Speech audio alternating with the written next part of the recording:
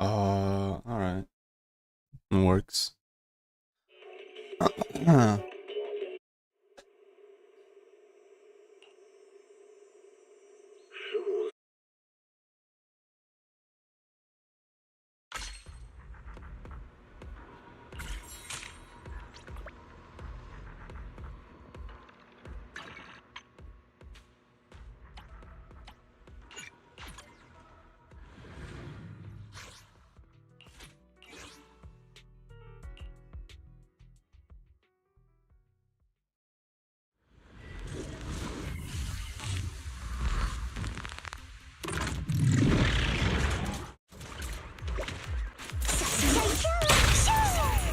这是战斗烦恼！切中，结束了。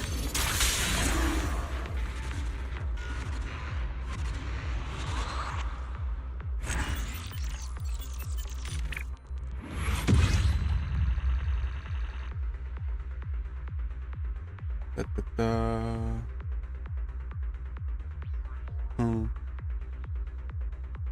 That should be enough.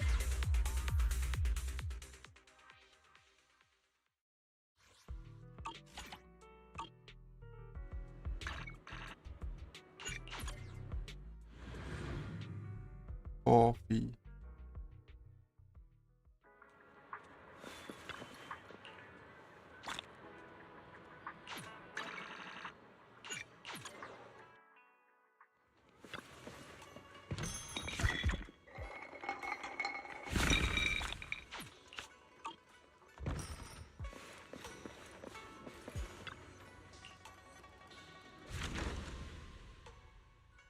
Alright.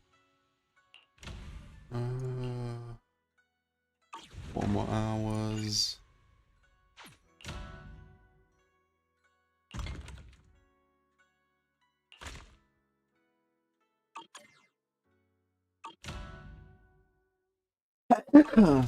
Excuse me. Open video store.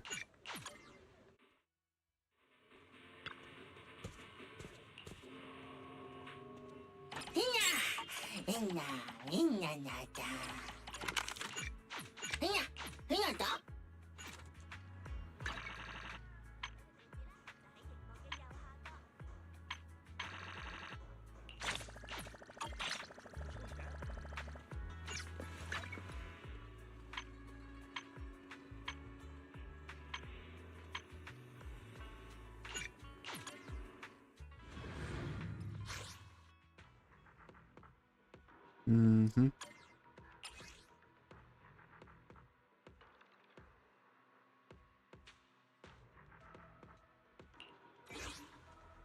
你有新的关注要去哪儿？今天不上课哦。容我喝一口水先。走吧。苍角到。听从您的。要出勤吗？管饭吗？我多大？我的人，我的呀。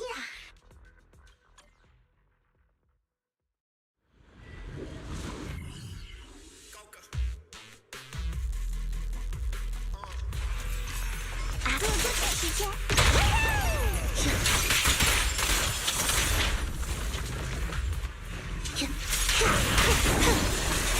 不堪一击，乘胜追击。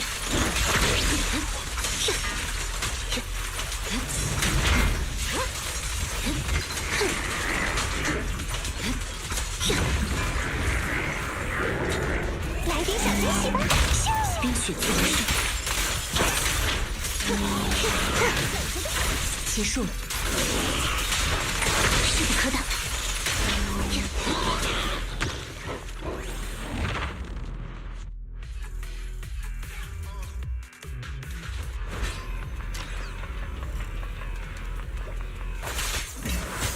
百莲，换手，请躲开。拜拜。离远点。课间活动。别好。明白。好嘞。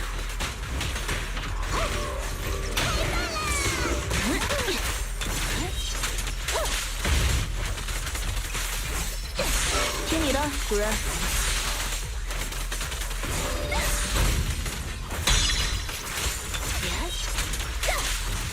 离远点。放心，闪开！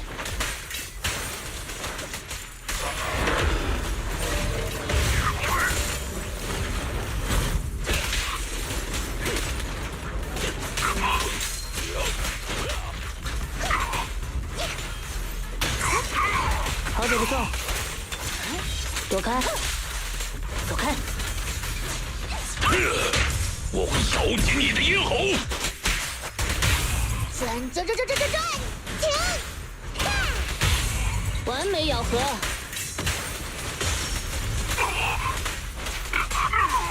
接好。别挡路。走开。就位。轮到我了。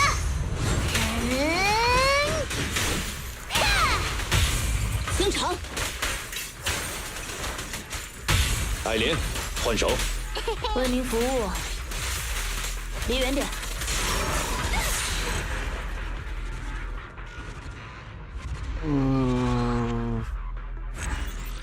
Damn. Level 4 and it's so hard already.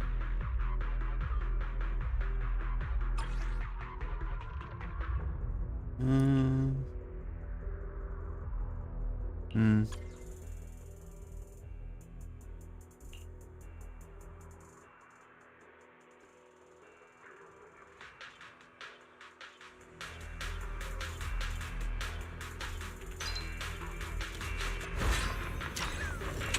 艾莲，换手。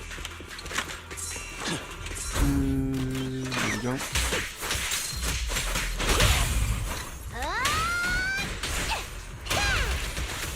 等等，别挡路，走开！听你的，主人。快！真麻烦，回避。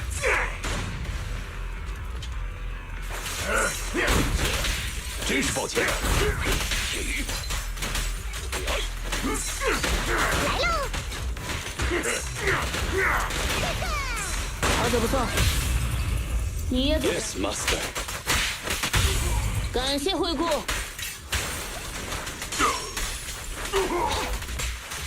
接好。该放学了。离远点。为了主人的愿望。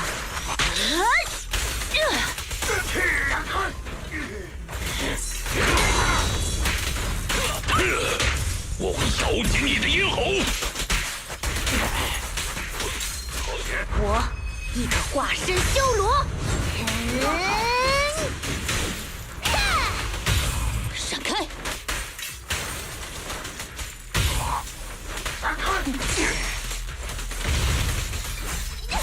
听你的，主人。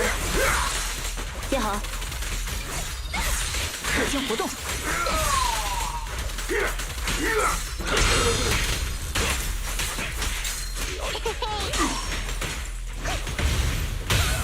清场。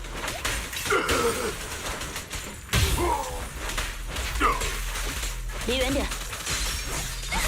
听你的，主人。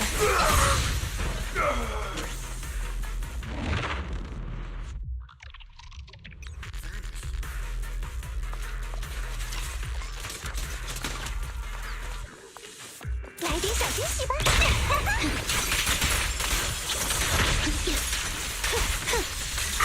早已归鞘，势不可挡。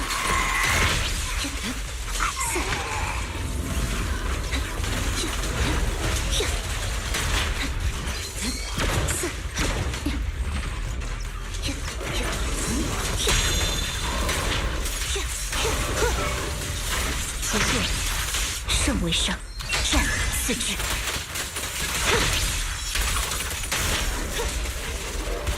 小心吓一跳啊！好。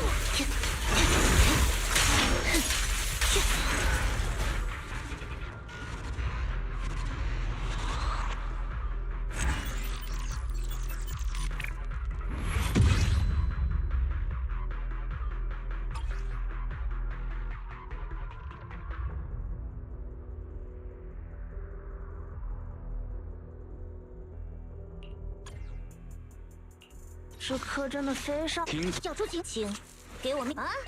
是啊，有差事吗？啊，有何贵干？要去哪儿？仓角，好喂，出发了！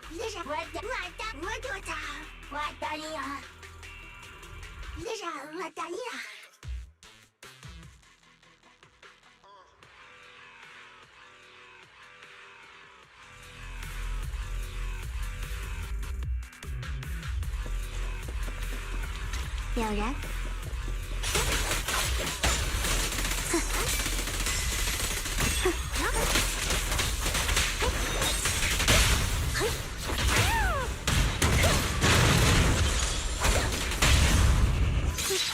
来，全部交给我。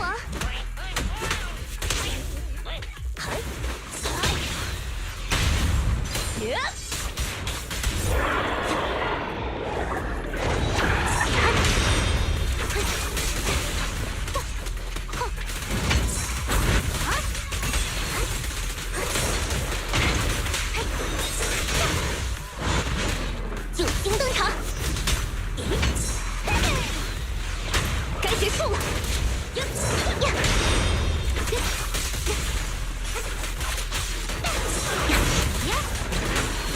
看我的！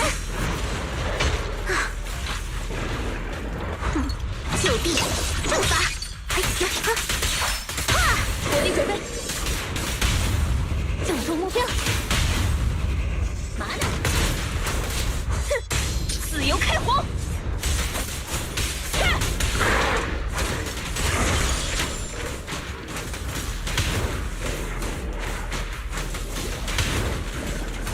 准备！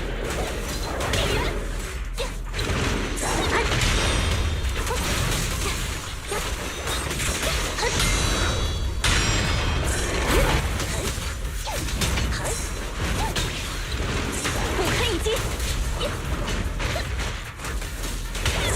天鹰决战！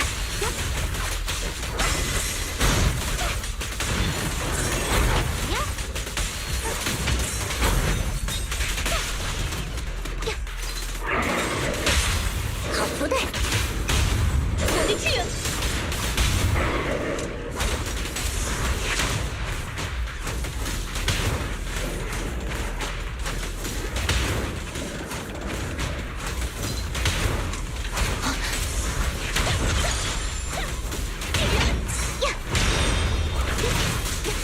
即刻大型4号！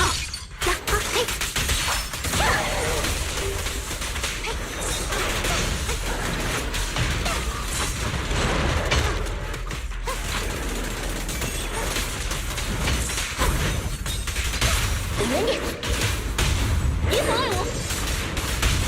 准备，燃烧！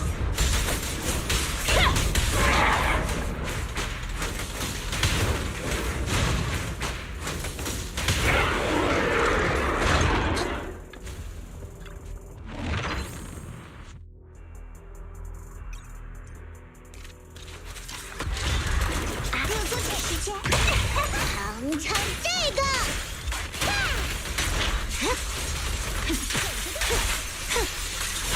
结束了，乘胜追击。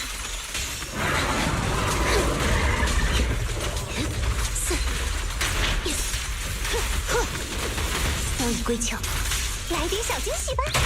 转！停！机不可失，凉快一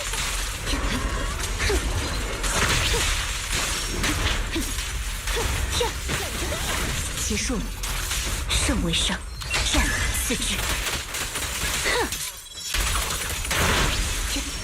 凉快一下！来帮忙啊！尝尝这个！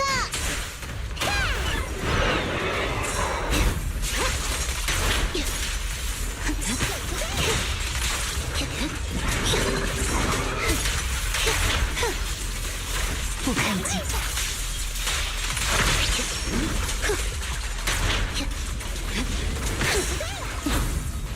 别担心，让我来！你要倒霉了！气马虎！转！停！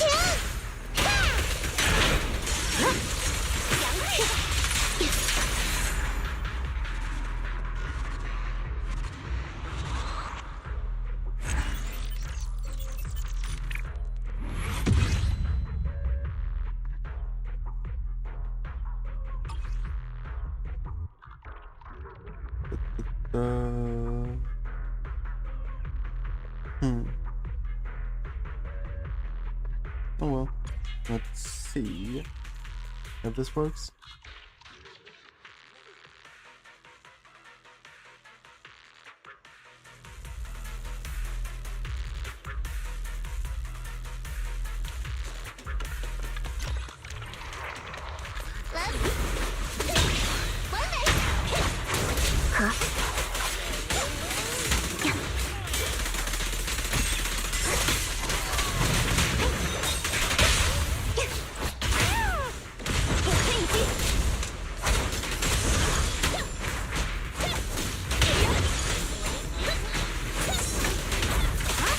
上心磨练。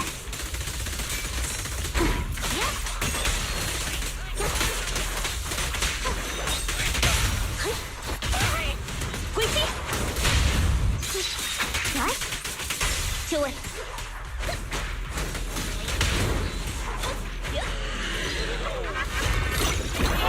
放入机拿。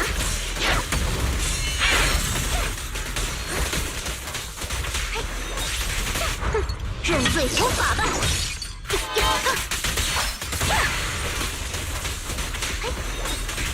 去惩戒一番。好不对，别妨碍我！准备，燃烧！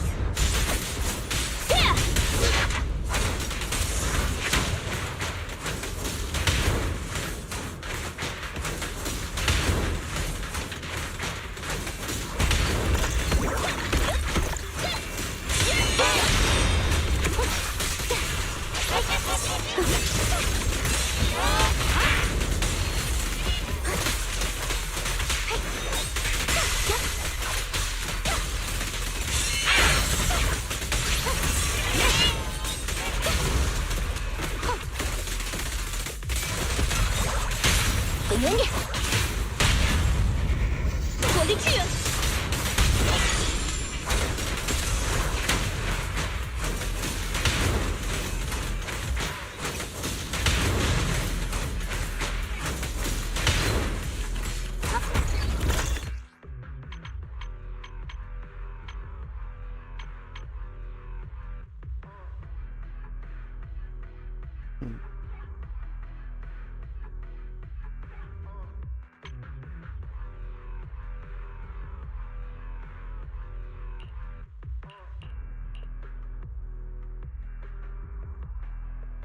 Why is it so? 该结束了。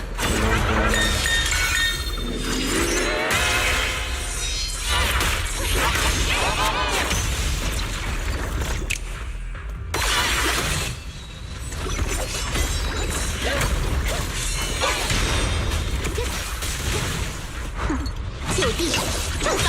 哎呀！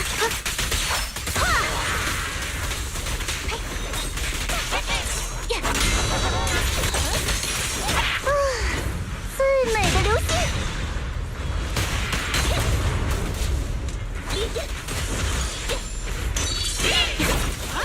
花拳绣腿，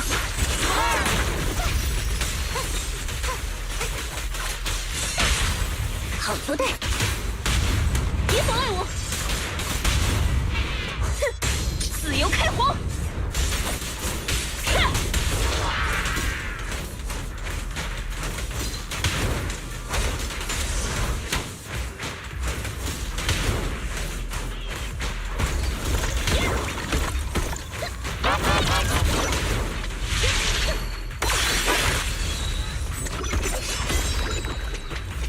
Okay. No. God damn it. Oh, it's 7 already.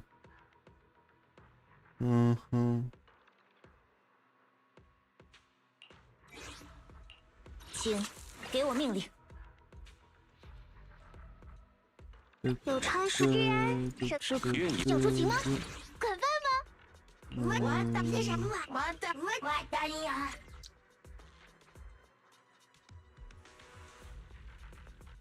Should be good.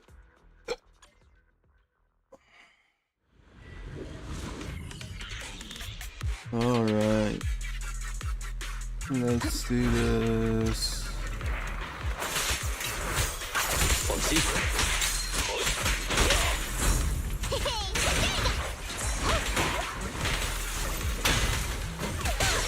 好久不送，离远点。听你的，主人。我。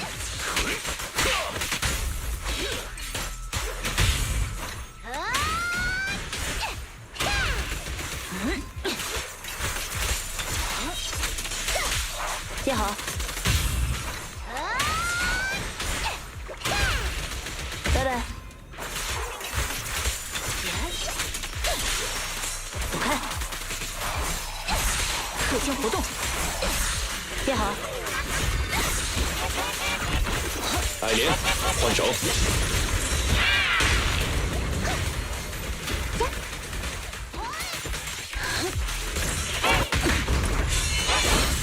我将为您扫平一切障碍。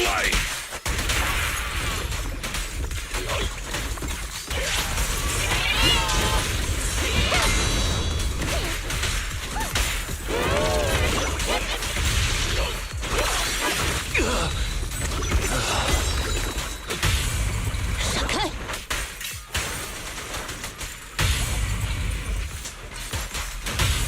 转！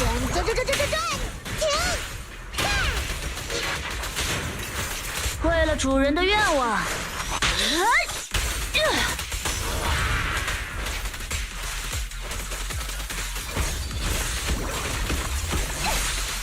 离远点。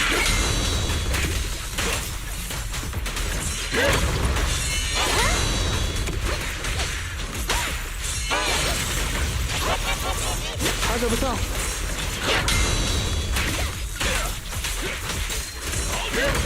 我亦可化身修罗。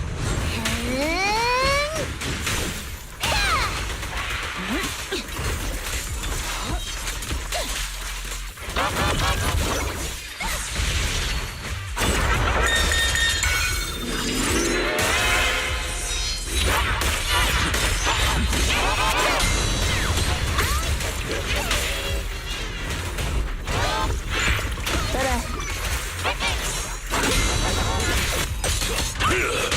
我会咬紧你的咽喉。清场。3、2、1，上！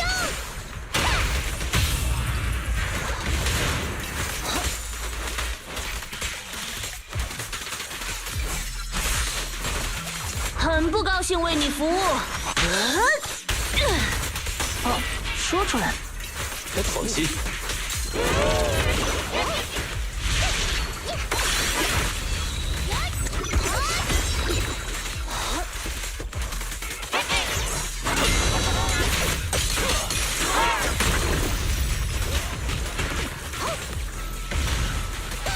好久不送。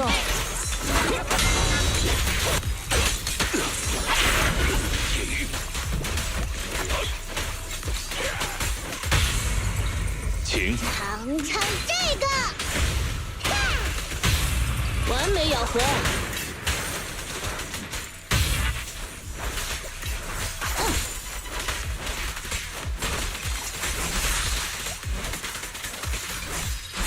听你的，主人。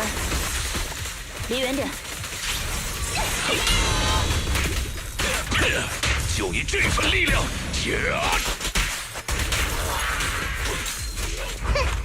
轮到我了。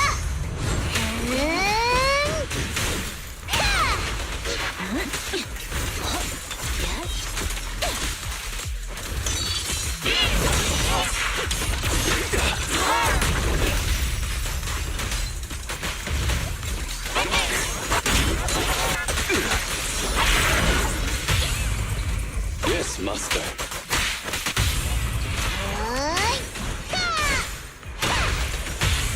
不准直视我！打工的加班费要双倍才行。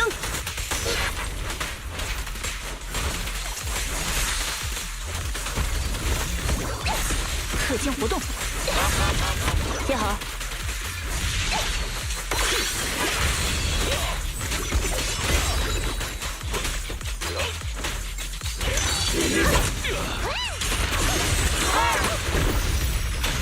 拜拜。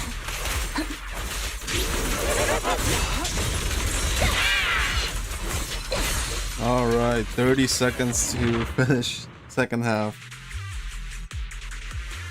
This is going to go horrible. 我来点小惊喜吧！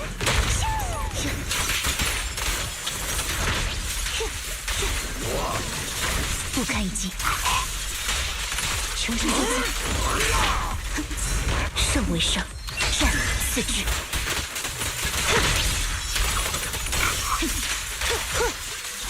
刀与归鞘，小心吓一跳！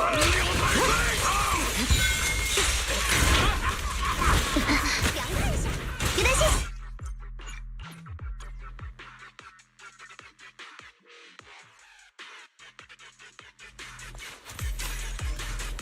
来点小惊喜吧！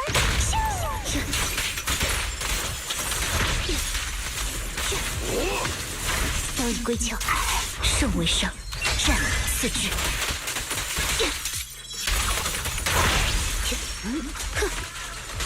注意点变化，不堪一击，不留余地。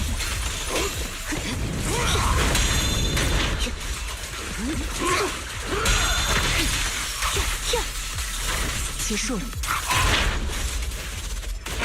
小心吓一跳啊！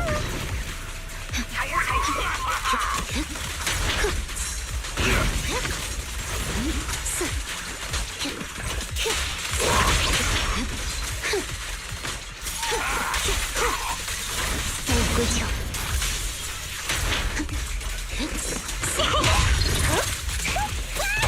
刀补顶，急缠，忍就对了。 Oh, fuck. Well, I guess A is the best we can do. Yeah.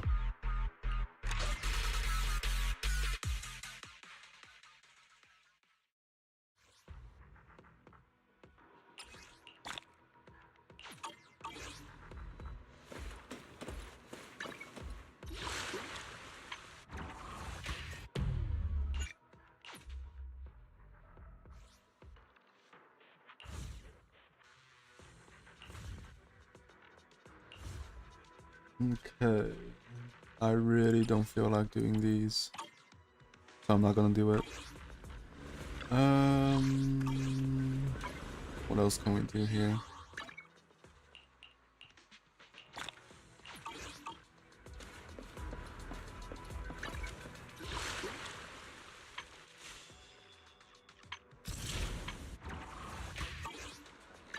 你有新的怪谈要分享了？”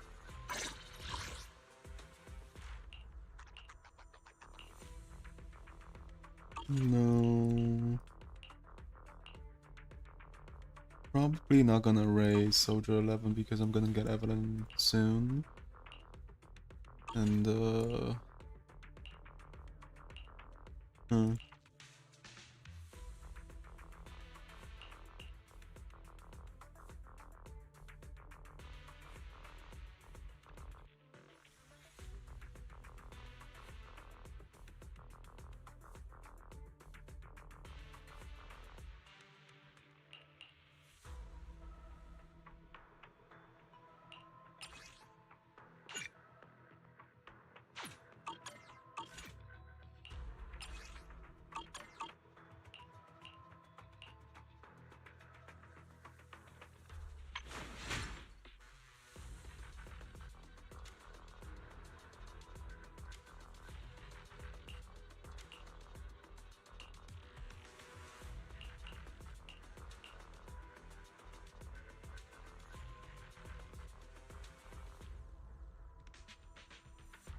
We are getting Seed and what rerun again? Oh, Seed and Trigger, and then the other fire person and Evelyn. Okay. 保护目标已确认， Which 准备行动。 means I need to wait. Where is it? About 2 more weeks.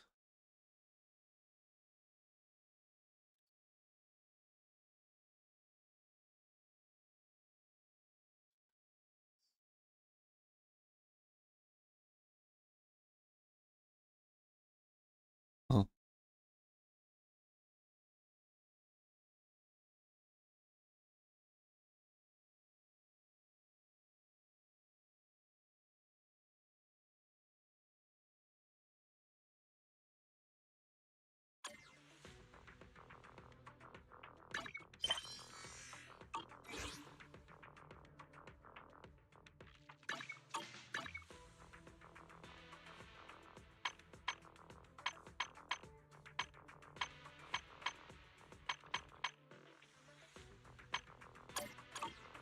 When does this version end? Okay, 3 more days. God damn it. Alright. Well, just a few more farms and we'll go to Arknights.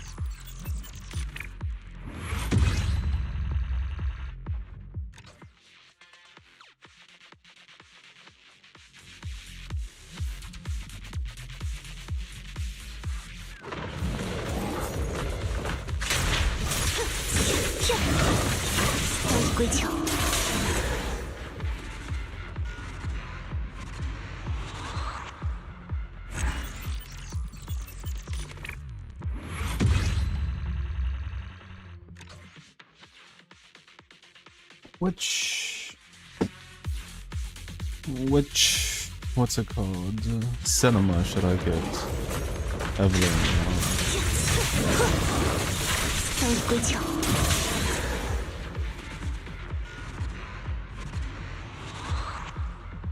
Which cinema?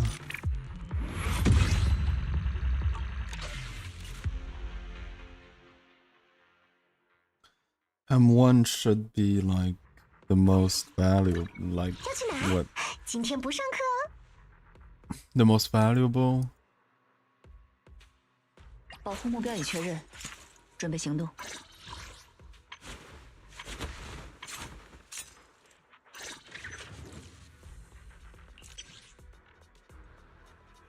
Yeah.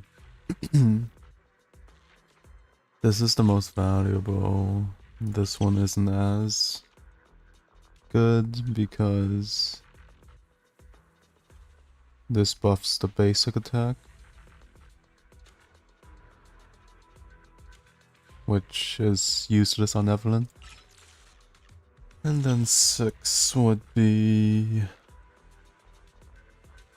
launching chain attack or ultimate. Evelyn gains Shadow String Edge for 20 seconds. During Shadow String Edge, even Evelyn hits her prior melee target with basic attack, dash attack, special attack, special attack. She additionally executes a Lunalux Karate.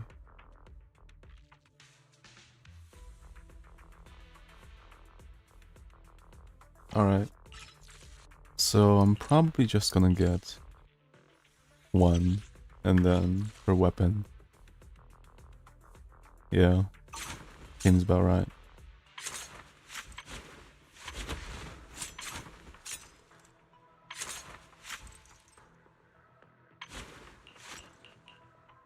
What do you need?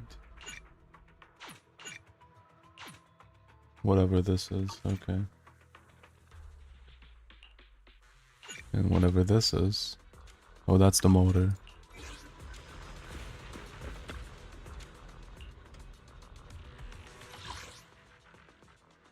So I'll need to farm Pompeii and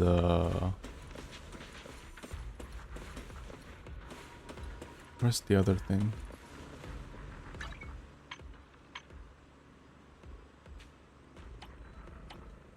Pompeii and hands.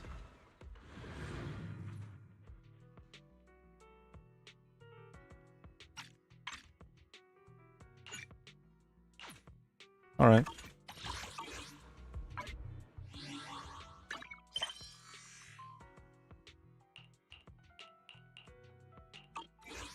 Well, time for Arknights.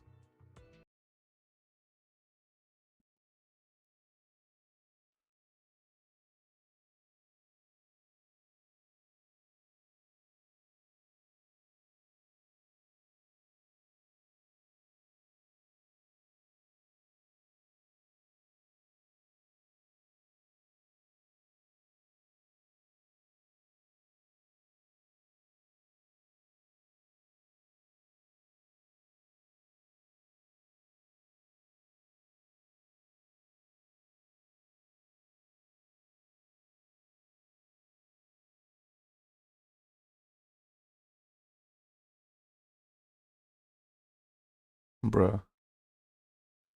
Immediately crashed.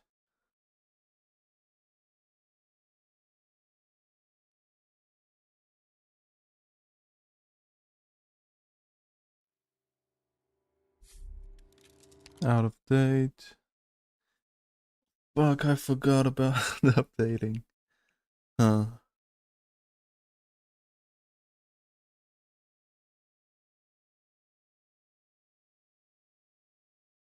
How long is this gonna take?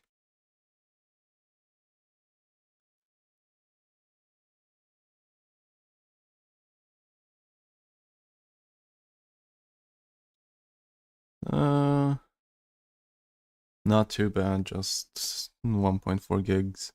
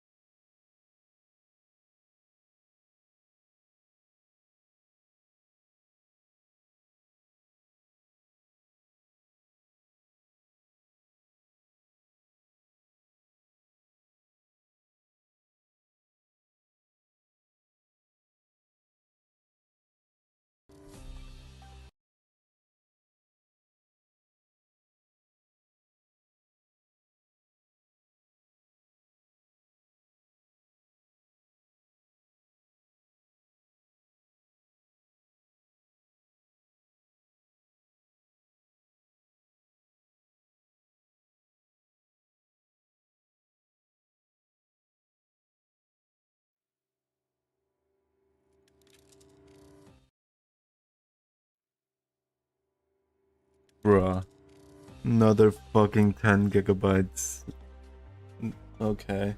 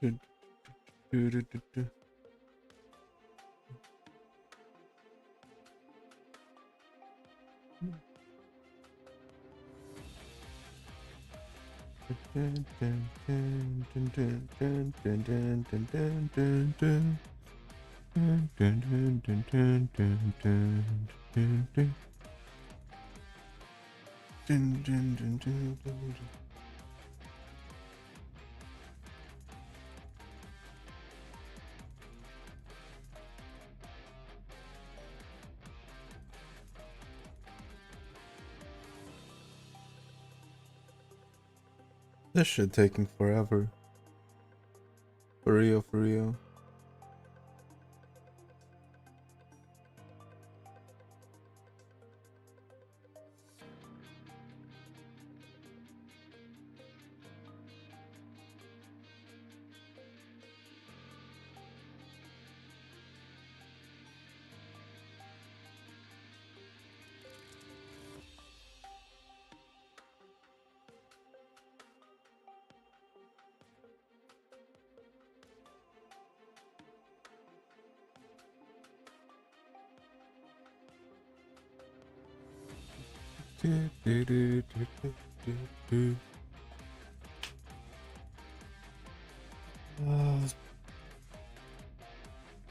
Okay, it's been 6 minutes and I'm only 50% done.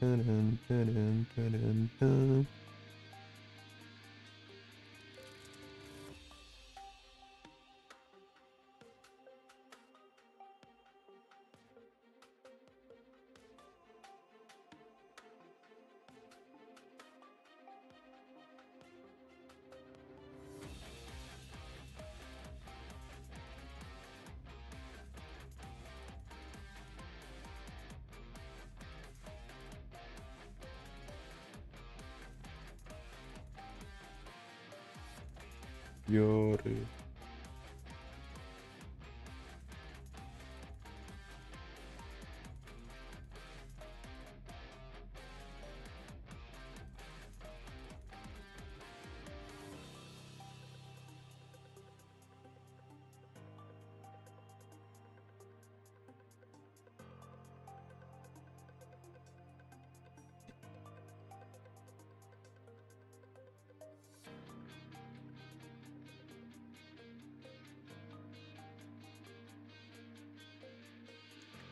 Two-thirds done.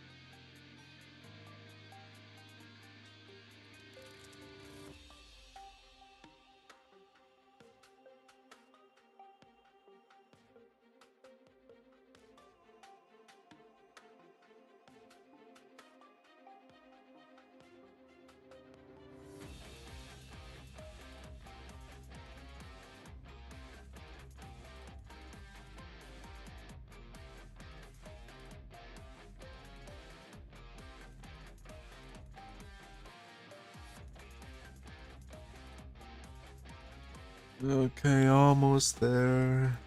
90%. Almost there.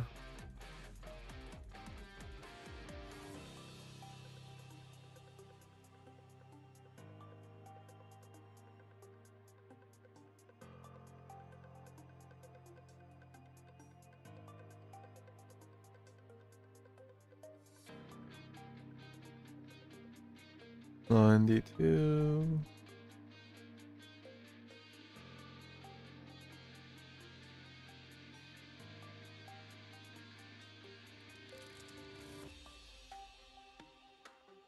$94.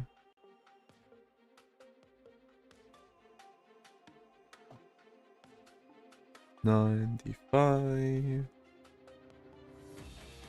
500 more megabytes.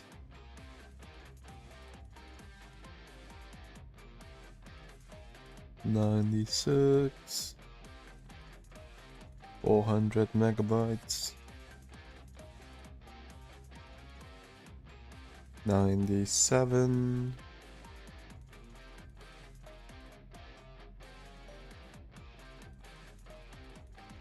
300.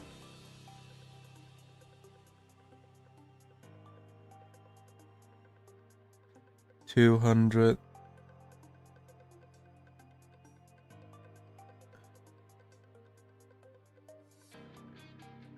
100. 50. And done. Alright, let's go. Let's go. Arknights. Whoever sound that was. 气色不错呢，博士。 Alright. Right up. Right up. Right up. Ooh, what's this?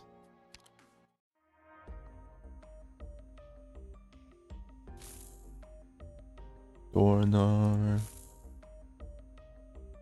Valarquin. Nymph. Not really interested.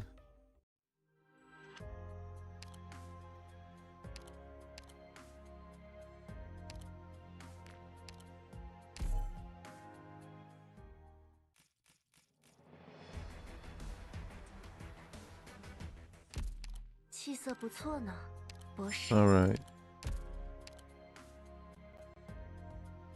さて、持ってきた漁具はどこに置く？ For a place Rotate. to rest my feet, it is acceptable. Exchange.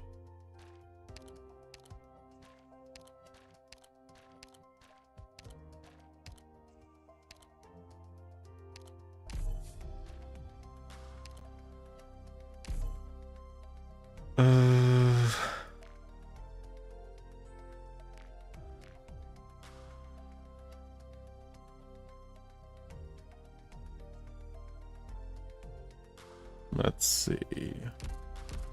Don't really need to change this. I can change this one. この部屋はすごく安心できますね。 Then rest stops. ここ、悪霊の息遣いを感じる。悪くないね。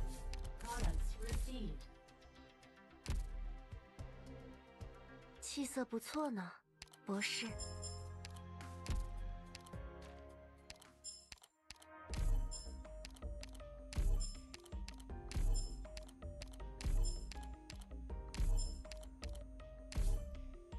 Alright.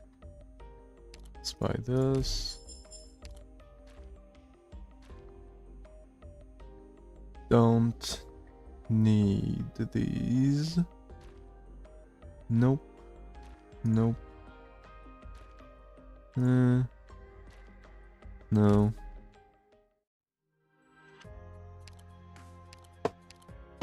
What's up here? Ooh, paradox. Alright. Let's just complete this real quick.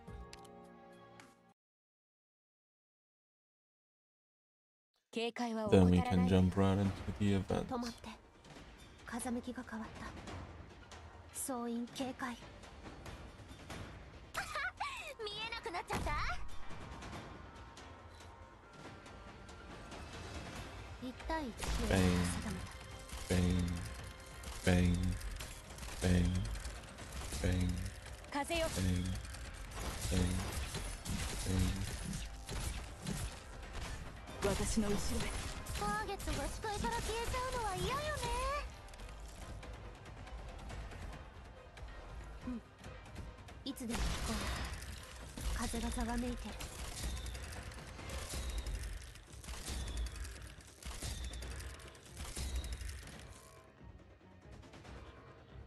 もっと早く動けるわ。風よ。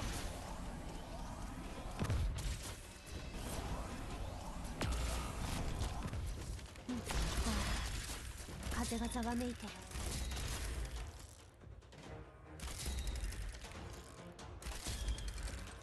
うん、いつでも行けるよ。その誇り守るために目覚めよ。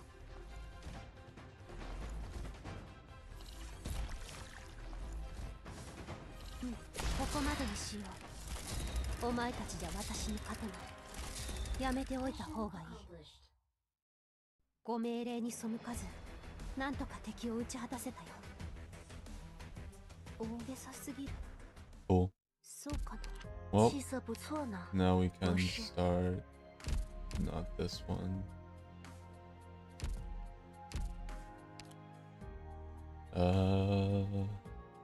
This one. Alright, let's see the medals first. Brr, brr, brr, brr, brr, brr, brr, brr, brr. EA4 3-star rating.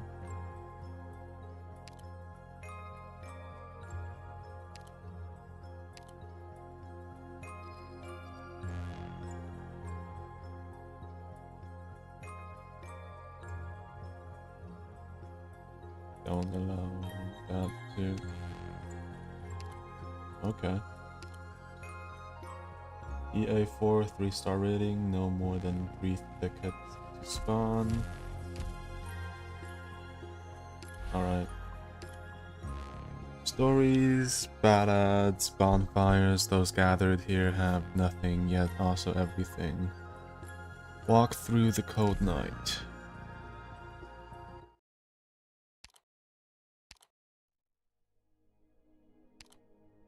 To reclaim her kingdom from the Whoa, foes, we got voice the Red acting now? Dragon of Greed sought the aid of a shadowy force, the dark mist that haunted in the forest. The Red Dragon breathed the fire of death, while the dark mist herded their foes into the blazing flames. Thus, the battle was won, and the kingdom was hers. The thorn-choked fields began to stir with life once again. Yet the deadly fire still crept across the land. The fields withered, the living faltered. The newborn perished before they could bloom, while the passing lingered, bound to this land. The Red Dragon would not abide the death going unrestrained. Her wish was firm. Life to life, death to death. Resolute in her purpose, she sought to cease the spreading fire.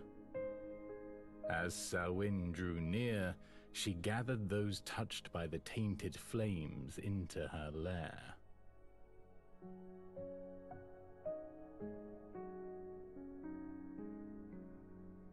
And that is the story of the Red Dragon. But what comes after? What about the people tainted by the flames of death? There is no after. That's all I've written. That simply will not do. Everything has an ending, and those endings don't much care if you think they'll do, miss.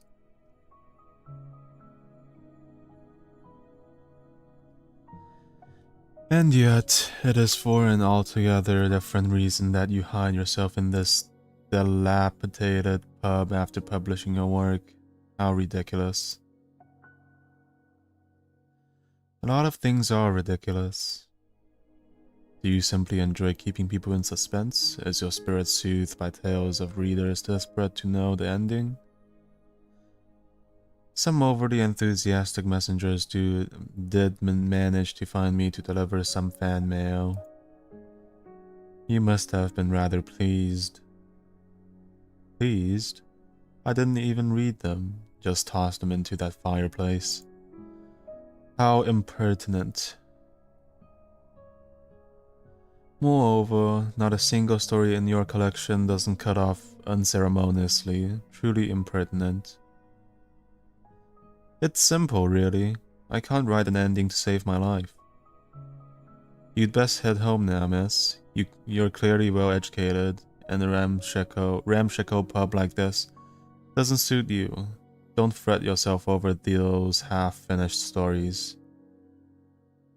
Why the hurry to show me the door? Perhaps I can help you. The author takes measure of the woman once more. Even with a hood over her head, he can see how pale her face was. She must be very sickly, he thinks. The moment she arrived in this abandoned village, she went straight for the pub. He had clearly done her research and seems unlikely to give up anytime soon. After ruminating, he picks up a sticky mug left among the cards and chips strewn across the table and downs a mouth of rancid beer. Alright then, so what kind of ending were you thinking? Why should I be the one to come up with it? You're the writer, not me. I simply wish to offer my own story, to spark your imagination. Your own story? Wait, are you another survivor? Did you also narrowly escape death in that city last autumn? Only those who've experienced the truth for themselves would recognize what your stories are based on. Well, go ahead then. I'm all ears. Very well. Deep in the ruins of the former royal capital of Tara, long since destroyed by catastrophe,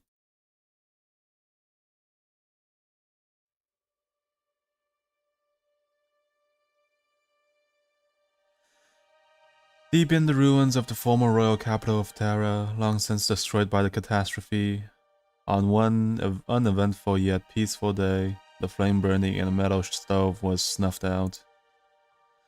This was no urgent matter, but the red dragon came all the same.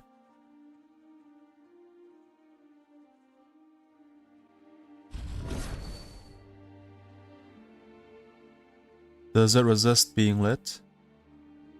Or is it that not even an ominous outsider newly come after centuries of silence can relight old longings and resentments near worn away by time? Or perhaps I simply need to be less reserved. A purple flame dances around the stove. Under its light, the red dragon's face looks even paler than before.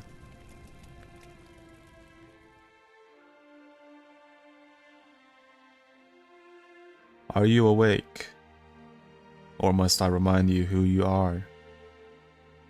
The pathetic red dragon who cast aside his crown and wandered the wilderness for 20 years only to be murdered by his closest kin on his return. Labrith, whatever the fuck that is, the exiled king, correct?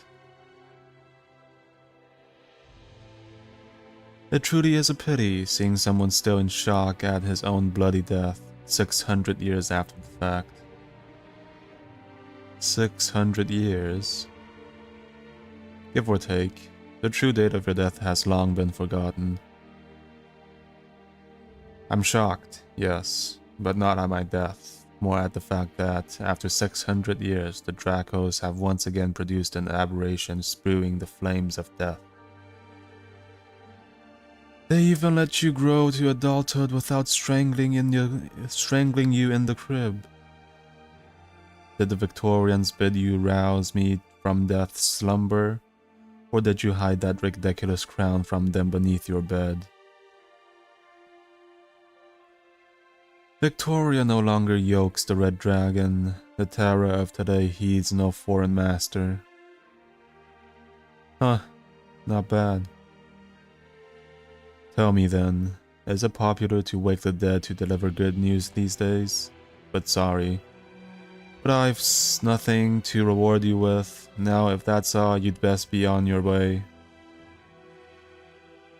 With my flames burning within you, you won't be ending this after a few trifling pleasantries. The Exiled King. Ending? My ending came long, long ago. You're the one with unfinished business, yes? Look, I get it. They are the flames of death after all. They'll get you into all kinds of trouble. Life and death getting jumbled up. Herds of undying beasts, newborn cubs having their lives snuffed out before you know it. The works. So, how big a mess are we talking here? A field? A city? A countryside? I set out of Terra alight to free her from Victoria's heel. You what? Let her be razed to the ground. Let Terra become a nation of the dead. Either way, the flames of death will seek out new kindling, or so I thought at first. But allowing so many lives to fade away simply because I am out of ideas, well, that would be awfully imprudent of me. And so I came to you. Tell me, what should I do to cleanse these deathly flames from the fields of Terra? If only that were empty bluster. Go ahead, use your imagination. I've heard enough. What I'm about to say isn't for you, but for all the people still willing to call themselves Terrans. Those tainted by your flame and marching towards death have been renounced by life itself. It will never return to them. This goes without saying for the corpses marching behind you, obviously. But the same holds for those who still live yet walk like the dead, though there is no medicine that can save them. Gather them together so that their fires do not taint others. Appeasement. Is that all you can suggest? Huh, of course not. Next, find another red dragon, assuming you haven't already slaughtered your kin, of course. Find the real red dragon, one whose flames warm others' lives, let things return to as they once were, ashes to ashes, dust to dust. Life to life, death to death. Is that all you know? It is, ignorant young dragon. Then it seems you don't know much more than I do.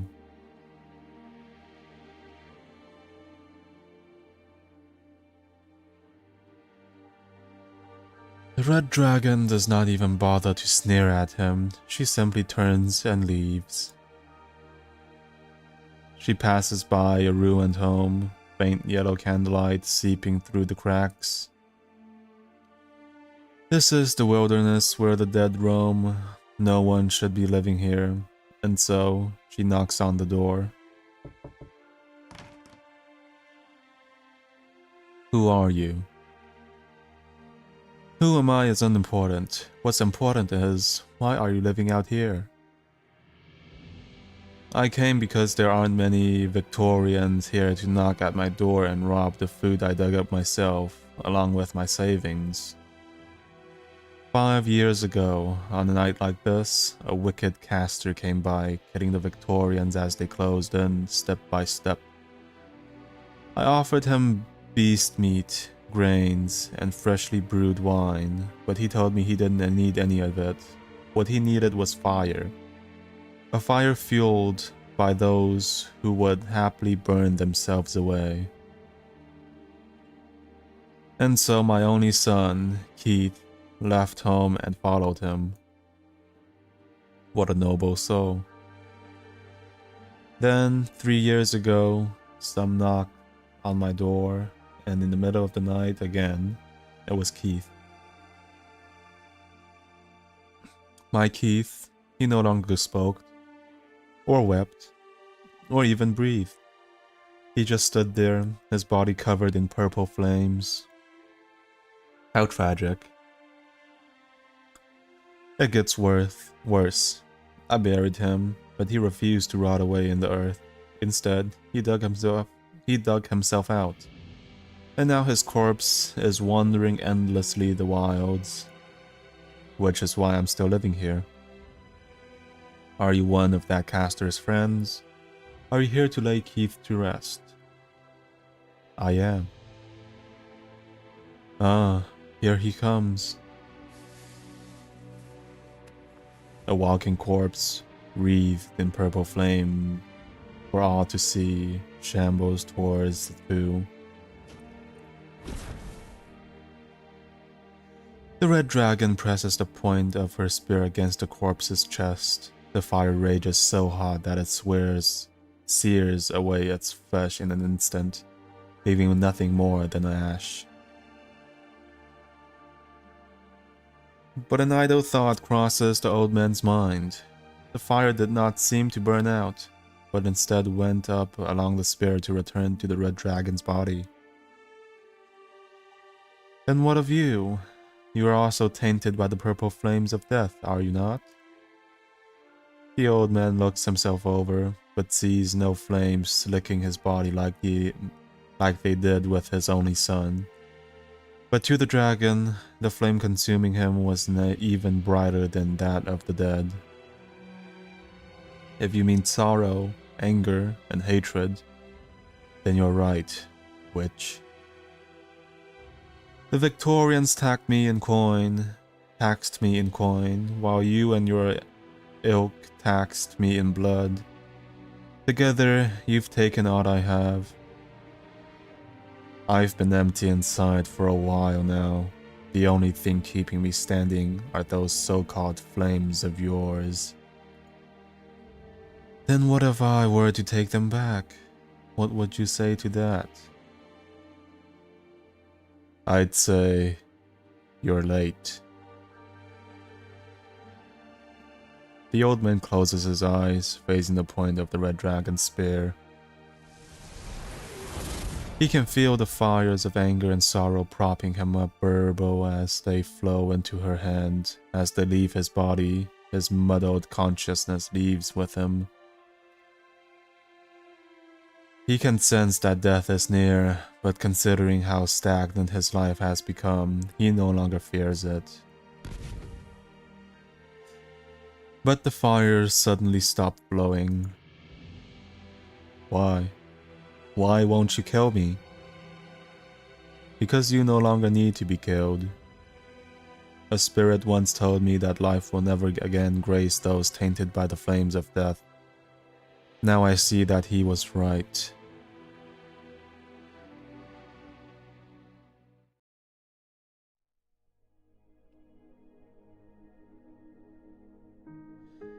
Now I see that he was right, the red dragon answered coldly. How is that for an ending? I took what I heard from the old man and added a bit of spice. It shouldn't be too jarring. In addition to your story, I would think. Throwing in the ghost of the legendary exiled king, are we? It'll do, but do you really need the ending to my story at this point? What you've seen clearly differs from what I saw. I must see it through your eyes, hear it through your ears. You're not one of those bored toffs who's into piecing together the truth, are you? I have never once considered the truth boring. Huh. Well, seeing as we both managed to make it out of that hellhole alive, I can pass you all the drafts I abandoned in the process of observing, thinking, and writing. But as for how those stories actually end, I couldn't say. Since you were talking about the red dragon, how about I start there too? The rider pours another half mug of beer directly into his belly, glances at the woman with a hint of provocation, then begins to tell his tale. If you have ever made the journey to the red dragon's lair we call Nasauri's, no matter how briefly, you will never forget the dark woods along the way.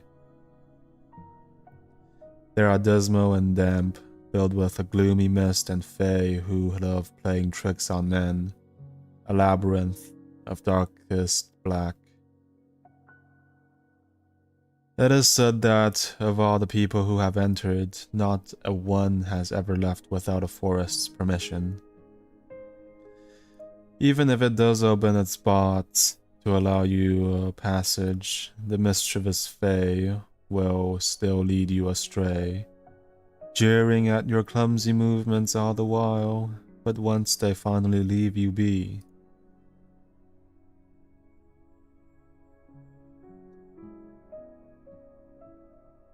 it will become as beautiful as a painting that should not exist in this realm. The red dragon, along with the people who have followed her all this way, step into the lair without its slightest hesitation, leaving that beautiful sight behind them. Nasauri'risi, the heart of Tara, the red dragon's lair. Which red dragon, you ask? Guess you really do enjoy piecing together the truth. You must be thinking I think you don't know what a damn thing. So I'm trying to mislead you? Well, since you're already so well informed, no need for me to beat around the bush.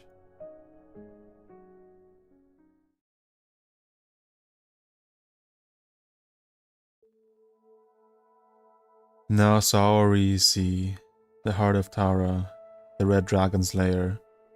We're finally here. Thank heavens. The whole trip from the Skathana fields has felt like one long dream. Will my family really be safe here? This land is more than just idyllic pastures and fields. Tara's capital was never directly involved in Londinium's war, but there's been a never-ending spate of infiltrations and noble rebellions going on in the background around Nasauri'risi. Saoiris.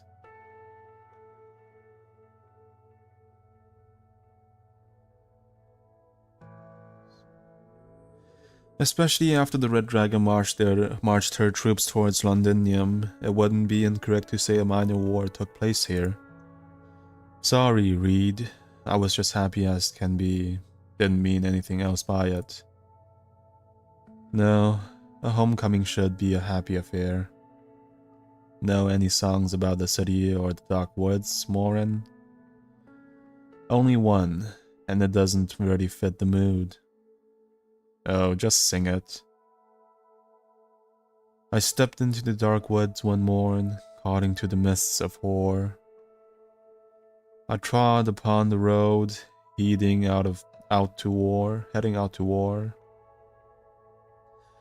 No pipes a-singing, nor battle drums a-roar. Only the bells behind me, through dew and fog the rings do soar. This whole way back, I've been trying to come up with a new verse to add, but I've been lacking inspiration. You seem even more anxious than before, Reed. Was the tune really that much of a downer? No, it's nothing to do with the song. It's a good song. Reed does not finish her sentence. Behind her, the refugees step out of the forest, one after the other. Compared to the display of leaping colors they just emerged from, Nasauri'risi seems stiff and dour. However, aside from Lofshini, nobody minds. All they know is they have finally ended their long sojourn. They have reached journey's end. They have returned home.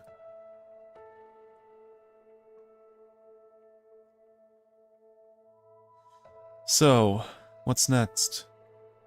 Someone will be coming to help us. Once they're here,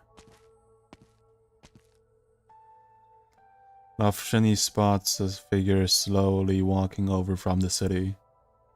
It must be the man here to greet them, but the last time they've met, he had wanted to kill her. She subconsciously puts her arms out to shield Morin at her side. Why are you here? I have come to welcome you. What? I'll be escorting you into Nasorisi to meet with Her Highness Blana. Don't worry, you'll never have to see me again, not unless absolutely necessary. Indeed, the issue we could resolve without meeting... the issues we could resolve without meeting, she and I already resolved on the gas rail. Then please, follow me. As for your entourage, due to security concerns, I will make other arrangements for them. No, there are Terrans, too. They must enter with me, I promised them. While I do love to acquire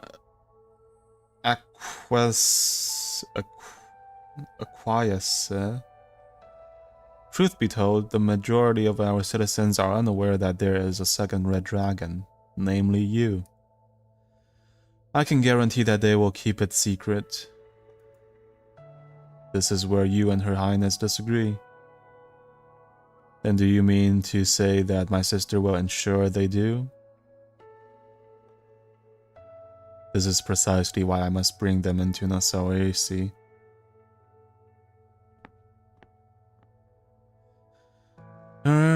I may have an idea that would satisfy both parties if you care to hear it. I brought you here, awake woman, not simply as an overseer for settling citizens, but also for your discretion in sensitive matters. I hope this idea of yours isn't mere wishful thinking. If so, know that even you will no longer be welcome in Nasorisi. Of course. Of course. As you so eloquently put it, Nasorisi is indeed unable to so readily open its gates to our errant countrymen. Let me just look up how you pronounce it.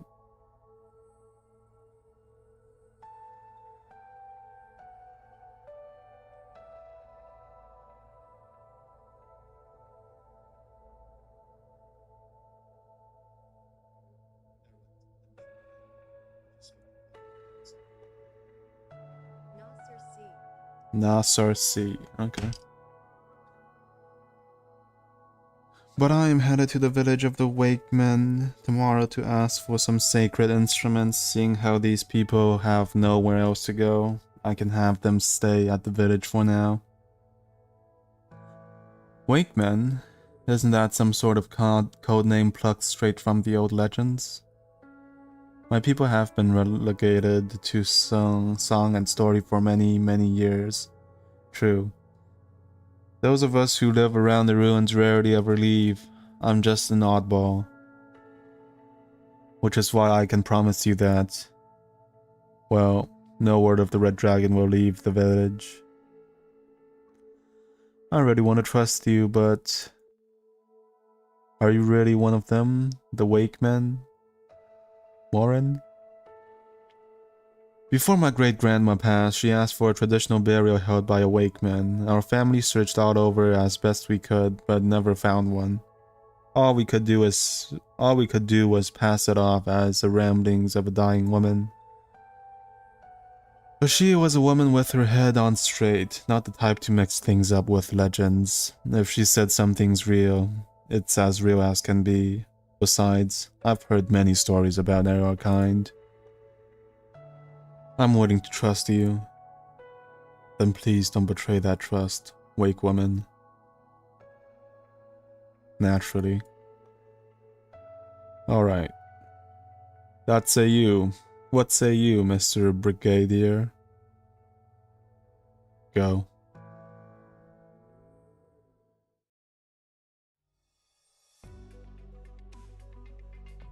Nemos? Who are those people?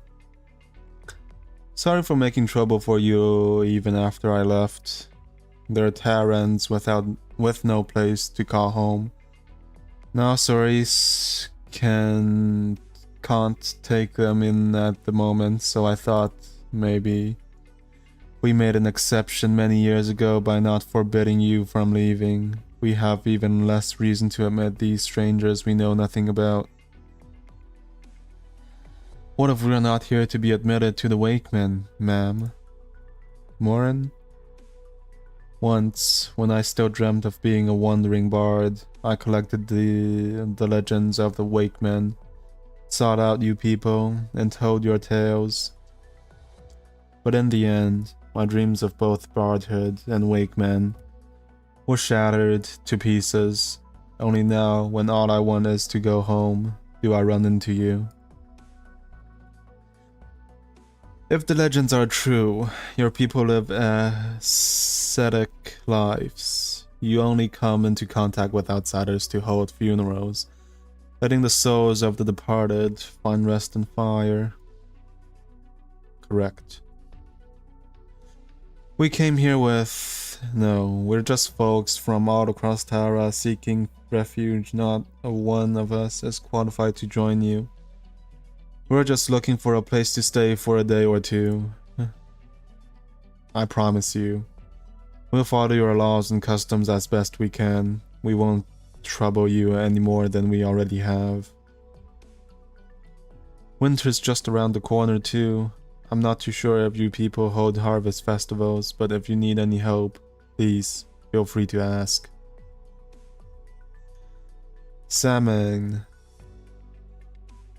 That is the true name of what you call the Harvest Festival. It will seem you really are different from the city folk. There are some abandoned huts outside of the ruins. You may clean them and stay there. Thank you. Or rather... Thank you. What the fuck is that? Go, Rab, May... I got...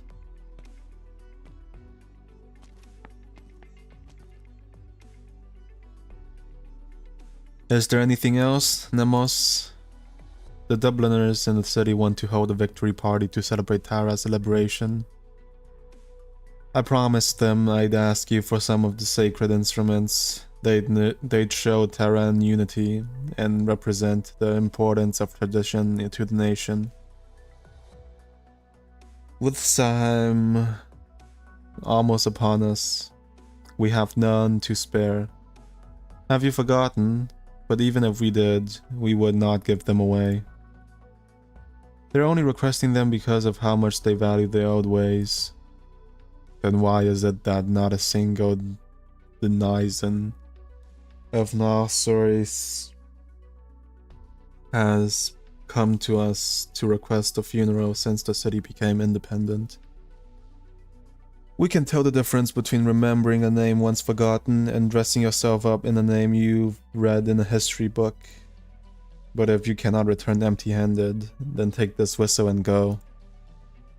This is just an ordinary whistle. It is the highest honor we can give them. The Wakemen do not stand with the living, nor do we require their reverence. Until, of course, they are dead. That is the tradition Dublin should be honoring.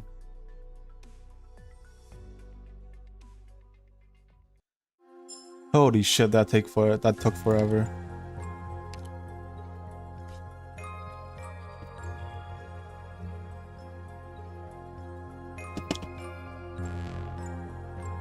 EA 1.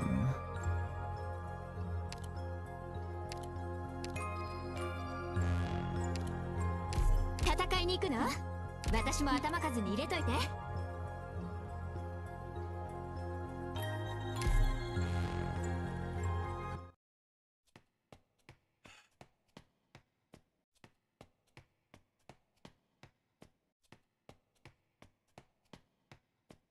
Extra, extra, read all about it. The Victorians are retreating, no fighting. Tara has gotten back all its territory. Peace will be restored to all of Tara by Sahem.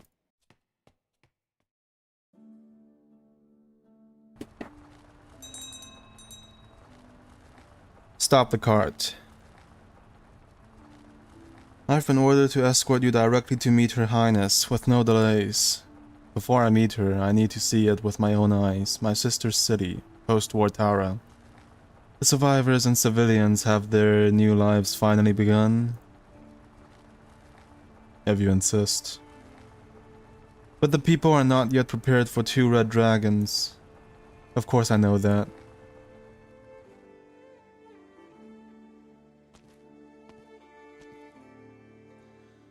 Just take these. These knives, axes, and bows are all made of iron. They'll make for good materials. I beg you, Kalan. Take them, even if you have to melt them down and make some eyes for our statue. Autumn is almost over, and mornings in Asarisi are Sawirsi, are cold and damp. A pair of scarred, weathered hands rub against the cold and dry metal goods, much like a soldier running their fingers over a meadow of valor in wartime. The people yell out his name, hoping the broken tools in their hands will be accepted, smelted, and used by the hero who forged the statue. The hero, yes, the hero. Every story needs a hero like that. Theo, come help carry this stuff into the workshop. I mean now, Theo, I'll help you sharpen your knife tonight. What a lazy brat. This is what you get for pampering him too much. No, I mean, it doesn't matter if the boy's around, just take everything, please. I can't take everything. We all need these tools to get by, and that goes double for your prosthetic leg. I'm standing up fine, aren't I? That wooden leg Nemos made is only temporary. Once better craftsmen arrive in town, they can repair your iron one. But you're making a statue to commemorate our victory in the war, one that will be displayed in the main square during Samhain. Frankly, it'll be an honor for my rusty old leg to be part of that. No means no. Just take it already. It's all old stuff we'd have thrown out while cleaning anyway. No one's got any use for them. What's wrong with these bows? They look perfectly fine to me. We can use clay ones instead. As for the axes, we'll just share the few we've got left. The war just ended, and the city's short on everything. If we don't help you, how will the statue ever be finished? Still, I can't accept used prosthetics, no matter what. You're a great man, my hero, but you can be so stubborn.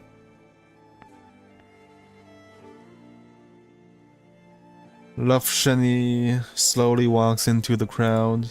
For some reason, she felt as though there was something separating her from them, as if she's looking at them from the other side of a bonfire. Excuse me, what are you all doing?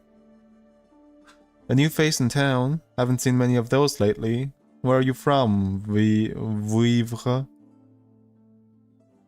I've returned to Tara from a place far, far away.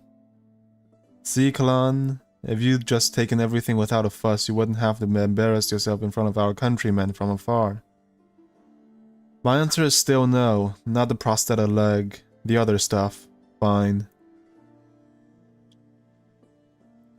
Why are people donating their pots, pans, and prosthetics? Because we all want to erect a statue in the square of Samhain Samhain. To celebrate Tara's rebirth. Is to celebrate Samhain. I've only ever come across the festival in Terrain folklore. It's held after the autumn harvest and before winter, yes? And it's meant to connect this shore to the next. You know your stuff, Vivre. We used to just celebrate the harvest every year. It was the Dublins who told us about the festival's historical origins. So we sweep our houses, prepare feasts for our guests, and most importantly, light bonfires. On the day when life and death intertwine, we welcome all visitors to the banquet. There's so much to do. And since this is the first Samhain since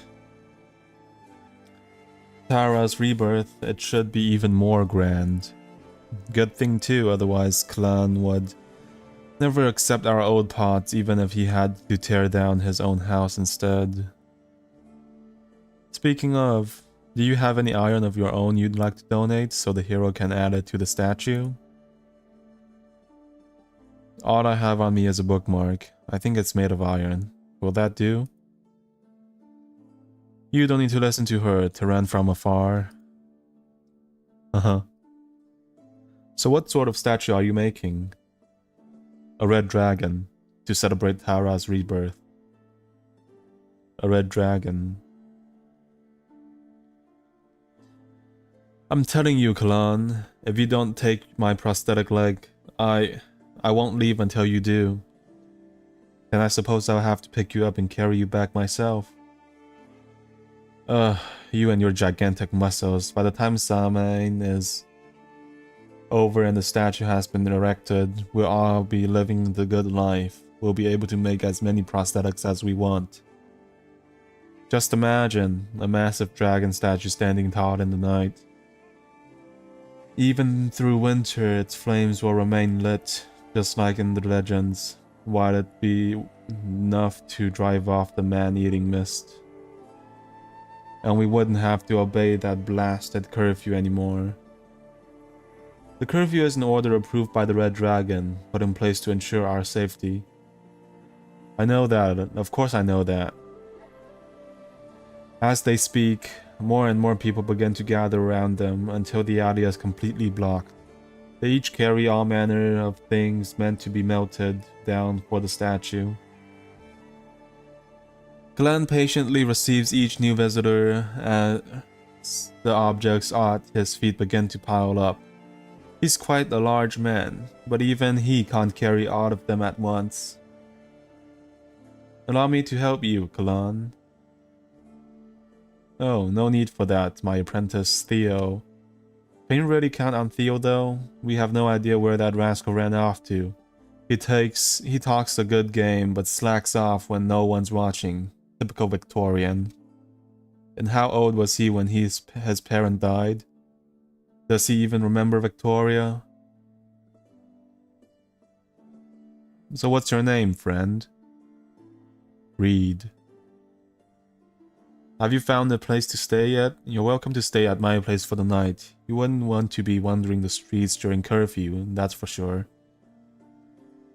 I think I do, but a curfew? You mean the city has the lights out bell? Not quite. Victoria used lights out bells to suppress the Terrans. Nasuri sees curfew as to safeguard us. The black mist lingers in the dark woods, shielding all of Nasuri sees from outsiders, but at times it also drifts into city streets. The curfew is meant to prevent anyone from encountering the mist. It permits no trespass. Anyone who enters without permission will never return. You mean the mist really eats people? Listen to yourself. You come all this way, and this is what you ask about? Look, things will be better soon. Just you wait. Now come with me. I'll show you around the Osirisi. What about the man building the statue? Kalan, was it? What is he going to do? I know a bit of arts. Perhaps I could help him. No, don't worry about him. He's a genuine hero. He once dispatched an entire Victorian scout team in the dark woods. Unfortunately, he was a bit of a softie at the last moment. He's the only one willing to put up with Theo's nonsense. All by himself? Really? Well, in the woods, the force has always been on the Turan's side. Ugh, stop changing the subject, Reed. Just come with me and have some ale and stewed meat. They'll warm you right up. You must know that you've come home at the perfect time.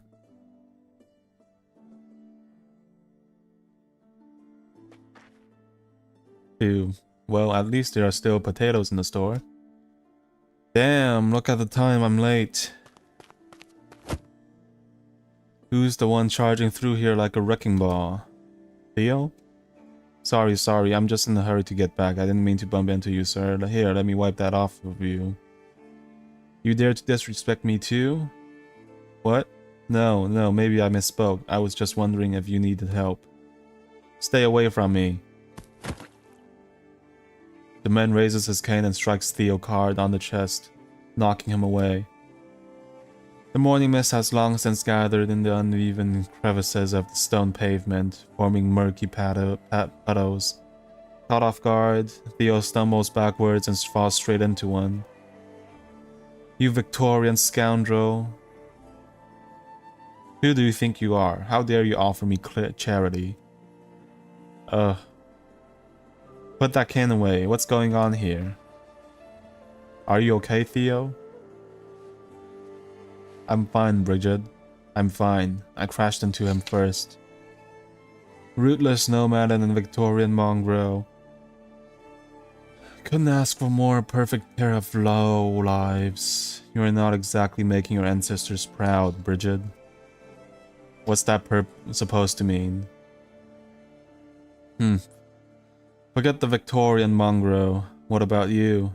You're descended from the exiled king, from the very clan that's supposed to warn the Terrans of impending catastrophes. Yet here you are, mingling with the likes of him.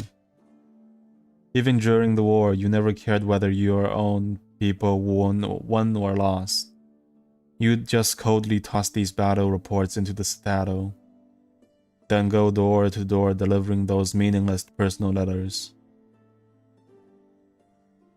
Are you lot even fit to call yourselves Terrans?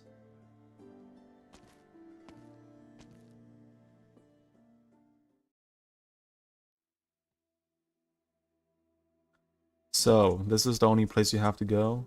Why not just go back to Kalan? I need to wash my clothes first. Should be quick. You don't need to worry about me, Bridget. Of course I'm worried. I came here just to see you after all. How is a place wrecked by a war and left to rot any better than Kalan's workshop? At least there you'd have the forge keeping you warm and hot meals. No, it's just that I don't want to cause him any more trouble. Please don't tell Kalan about what happened today, okay? I'll be on my way as soon as my clothes dry. I'm not here for him, Theo. I'm here for you. To take you away. Take me away? Did he say something to you? Just what sorts of relationship do you have with him anyway? If I hadn't shown up today, were you going to take the beating without fighting back? My instincts are never wrong. If you stay in the city, they'll just keep finding new ways to push you around. Today, they shoved you into a puddle and beat you with a cane. Tomorrow, who knows? Anyhow, just come with me. I can take you to the plains or anywhere else you fancy. Up to you. You and me, we don't belong here. And if you've got nowhere else to go, you can always head to Nemo's old place to stay with the Wakeman for a while. I do want to see them after all the stories Nemos has told me, but I can't leave, not unless Kalan asked me to. Nemos has no time to look after him, and the dragon statue isn't finished yet. What would he do if I just up and left? But still, thanks, Bridget. If you say so, then I'll take you back to the city before I leave. No, don't bother. It's cold out, so my clothes won't be dry for a while. I'll go back then.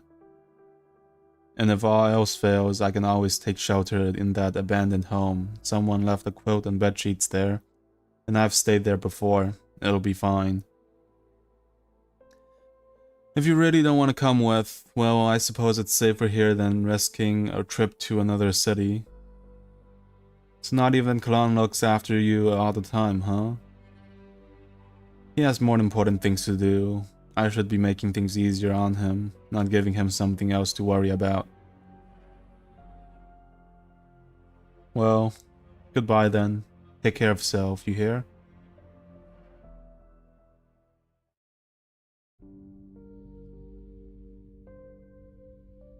We're here. Like I said, you've come at the perfect time. Today we have fresh ale, stew, oatmeal.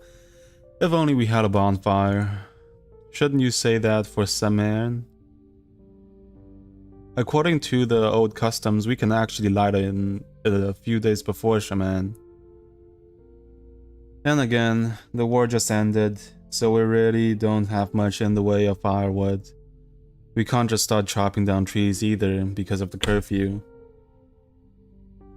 At any rate, it's still light out. The sun can be our bonfire today. But that's enough chit-chat. Take a seat. I'll have them make a room for you.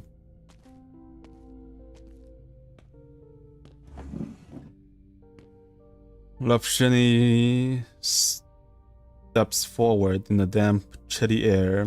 Each dish in the lavish spread on the table has the same familiar scent. Warm, rustic, and simple, yet not what it seems. She looks around, concealing her surprise, only to find that no one else finds any of this unusual. Is this stewed meat? Yeah, this here is the meat. These are the grilled fins. And your cup is full of ale. Oh, right, and we also have oatmeal. I'll go grab you a bowl. But all the dishes appear to be made of the same thing. They're all made of potatoes, right? Their statue is bows, their bonfire is the sun, their feast is potatoes. As the friendly resident goes to fetch a bowl of oatmeal, Lovsheni stands up and walks toward the cart and burden beast that has been waiting for her the whole time.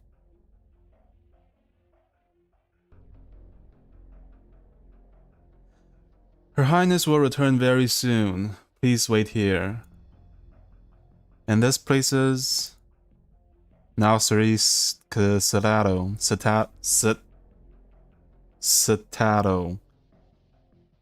Citadel. Oh, that's how you pronounce it. Fuck. Citadel. Okay. The highest point in the city is just up the steps behind you. This is also where Her Highness lingers most when she's in the city. I'm glad to see you aren't filling the halls with candlelight, musicians, and lavish feasts. I've already told you, the primary reason the city is short on supplies is because trade between Victoria and Tara has not yet fully resumed. We are working as hard as we can to resolve the issue. The residents are very understanding of the situation. They hold nothing but goodwill and genuine love for Tara. Your Highness Ablana, leave us. At once. Lovsheni, just what is going on in the city, sister? Everyone's celebrating Samhain, except there is no harvest, no bonfire, and the feast is nothing but potatoes. If you came here to make me repeat what the Brigadier has already told you, well, I suppose I can play along. I wouldn't want to spoil our long overdue reunion. I'm more worried about your spear. Where is it now? My spear? If you're talking about the spear you gave me, it's being stored in a warehouse on Rose Island. I no longer need it. How can someone with no weapon claim any sort of power? Or forget power? Even survival would be a struggle. I said, the spear you gave me. Also, you won't kill me, at least not yet.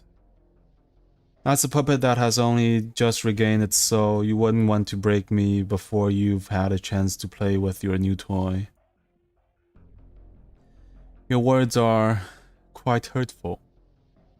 Anyone can be made a puppet, Lofsheni. Anyone except you. You are my dance partner. Yet you'd rather stand in my shadow than join me on the floor.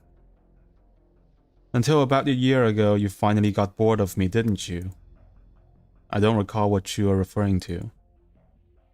As for power, I'm not here for power. That power rightly belongs to you. Oh. You've been setting fires all across Terra. Those fires have been melted to chains that once bound the Terrans. That much is true. Then why have you returned? To bear witness. If you're truly willing to use your power to give the Terrans a new beginning, then I will do everything I can to support you.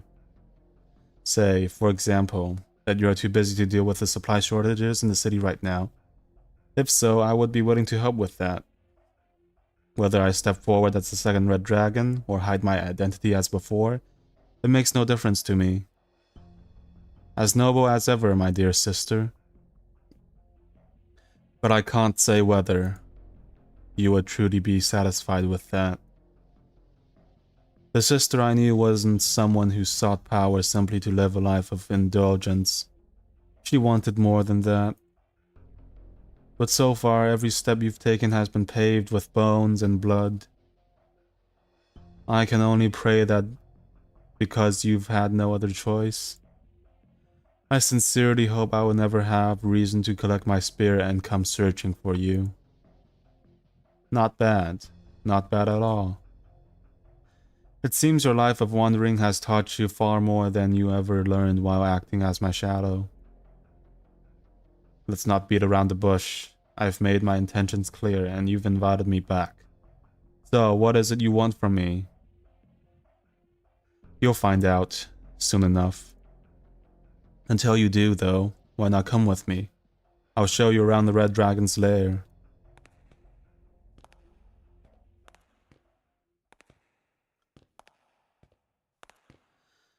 Legend has it that the architect deliberately shaped the plate with uneven elevations to mirror the old Terran capital. Legend has it that Terran stone masons showcased their finest craftsmanship in every building they made, save for one. They refused to add even a single ornament to the citadel. Citadel. Knowing it would be inhabited by a puppet king.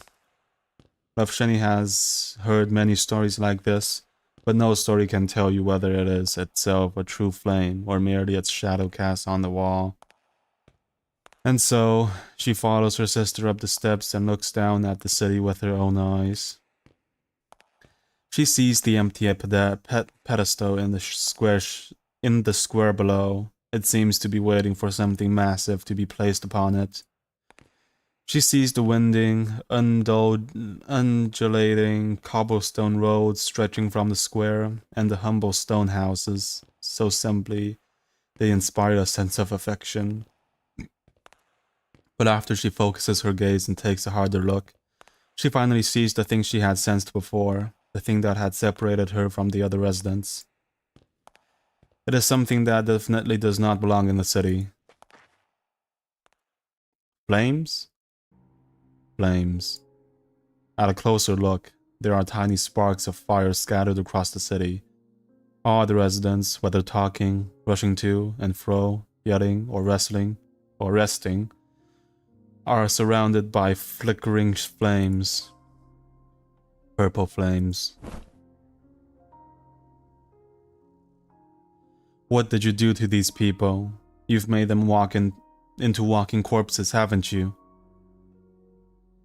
You just got back from town. You met them yourself. You should know better than I do. The flames will spread. Your flames of death should not be spread to the living. It is an unfortunate reality, but wherever man resides, so too does death. Whether on the battlefield or in a bustling city, the flames merely hasten the inevitable. But I must admit, it doesn't sit right with me either. The dead wander the wilderness, driven by the desires they held in life, while those tainted by the flames of death can never truly start anew. Life and death cannot remain entangled like this, each defiling the other. But haven't you been their chief defiler? No, death should be mine to command. I cannot have it expanding beyond the boundaries I set. Well then, my dear sister, what would you like Terra to become? I want your opinion. Should the living endure and the dead rest in peace, or should all of Terra become a kingdom of death? Why ask a question you already know the answer to? Then it is clear what you must do. Kill me, Lufshini. What? While you've been trudging through the crowds, I've been busy preparing.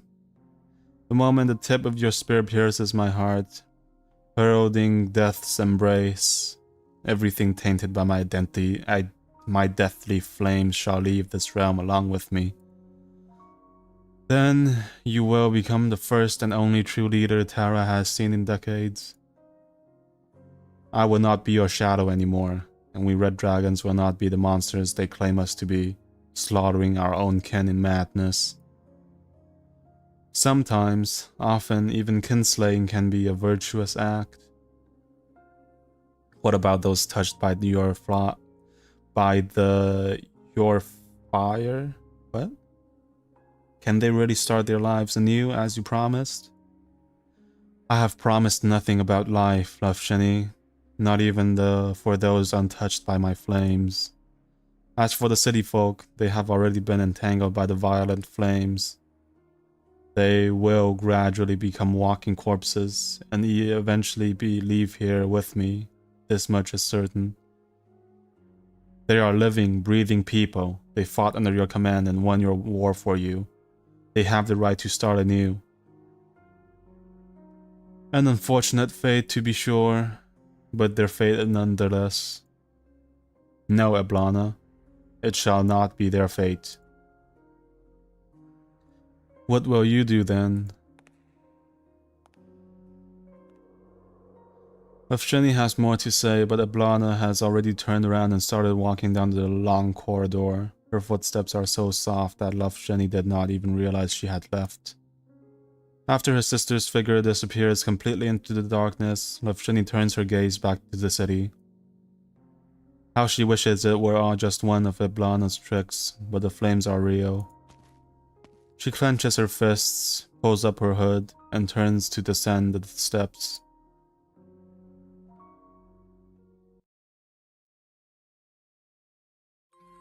Okay, this is taking way longer than I expected. 私の動きについてきて。チェーンソーのうなり声が聞こえる？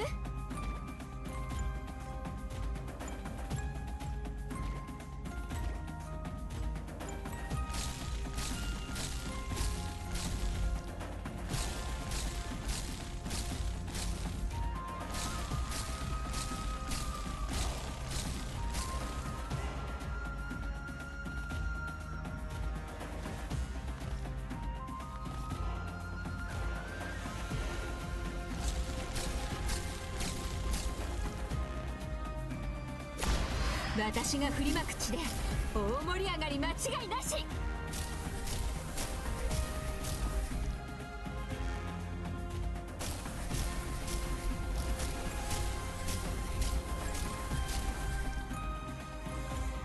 Let me go get some water.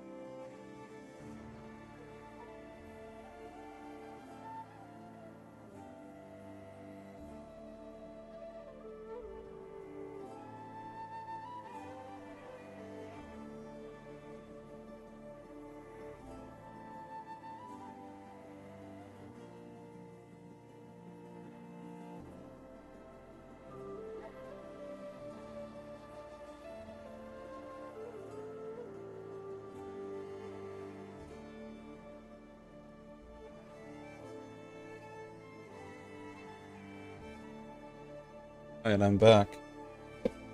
Whispers. Sorry. Ma'am, hold on, please. No, Reed, it's you. You left so suddenly. I was worried about I was worried our hospitality had been lacking in some way. No, I truly appreciated your hospitality. I had just suddenly remembered some business I had to take care of. I still have a few questions, though. Would you mind answering them for me? Ask away. Do you realize that you're engulfed in flames? Flames? Oh, you mean my blessing? Wow, you can see other people's blessings? I didn't notice until someone pointed that out to me. Wait, you're saying you know about the flames, but you can't see them? How can that be? The friendly resident puts their hand on their waist. The ancient Terrans carried small flames at their waists, stabilized through originium arts to dispel the dark mist in the marsh. After Victoria seized full control of Terra, the custom, along with all similar practices, was strictly banned. But times have changed. No longer bound by Victoria's rules, the Terrans, or at least the people of the Saurisi, have chosen to wear small originium lamps at their waists. I'm sure you know the fuel is scarce, and with the curfew in place, we can't afford to keep the lamps on, nor do we need to. But if we carry these small lamps, that's her fire. That's the color of her fire in the lamp. Now, whenever people turn on their lamps, this is the color they'll see. Even they replace the filaments with different ones, the color remains unchanged. Are you not the least a bit worried about this? Well, as you can see, things are on the up and up here in Saurisi. And what explanation can there be but the Red Dragon's blessing? But if a reckless returnee tried to warn her that those flames were anything but fortuitous,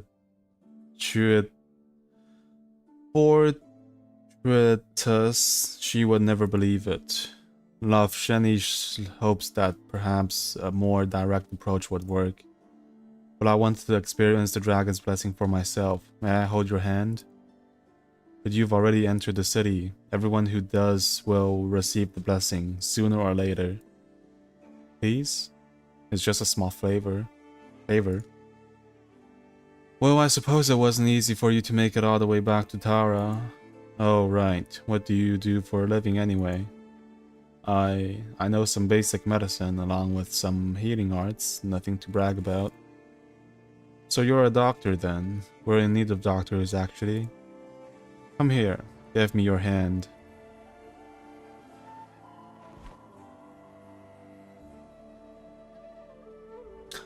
She tightly clasps the woman's calloused hand, and the fire spread from her own wrist to Jenny's.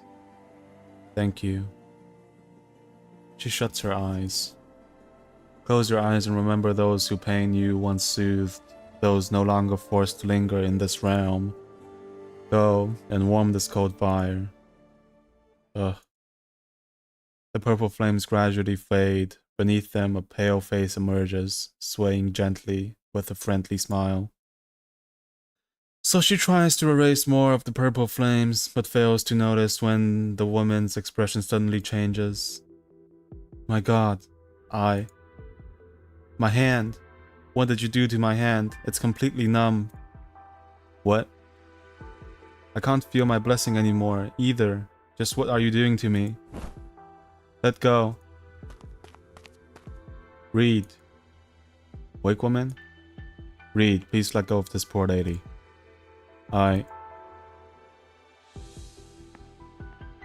Sorry, ma'am. She means no harm. I stake my honor on it. But she said she's the doctor. How could a doctor possibly? Arts-based medicine can sometimes have side effects. Look at your hand. It's perfectly fine now, isn't it? But I still can't feel anything. You'll be fine. The wayward wake woman raises a hand, gently pressing her warm palm on the frightened woman's forehead. It is just a normal, casual gesture, yet the woman gradually calms down. Okay, I believe you, right. I still have my hand, as well as my blessing. It's almost nightfall, you should head back home. And Reed, you have another banquet to attend, don't you? Banquet? Right, banquet. So please, allow me to lead the way.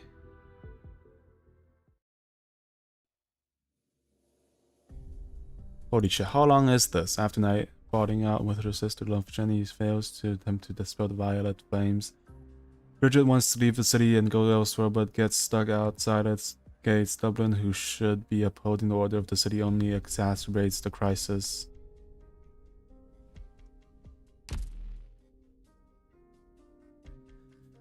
Wake woman, since you've returned, does that mean Morin and the others have already settled in?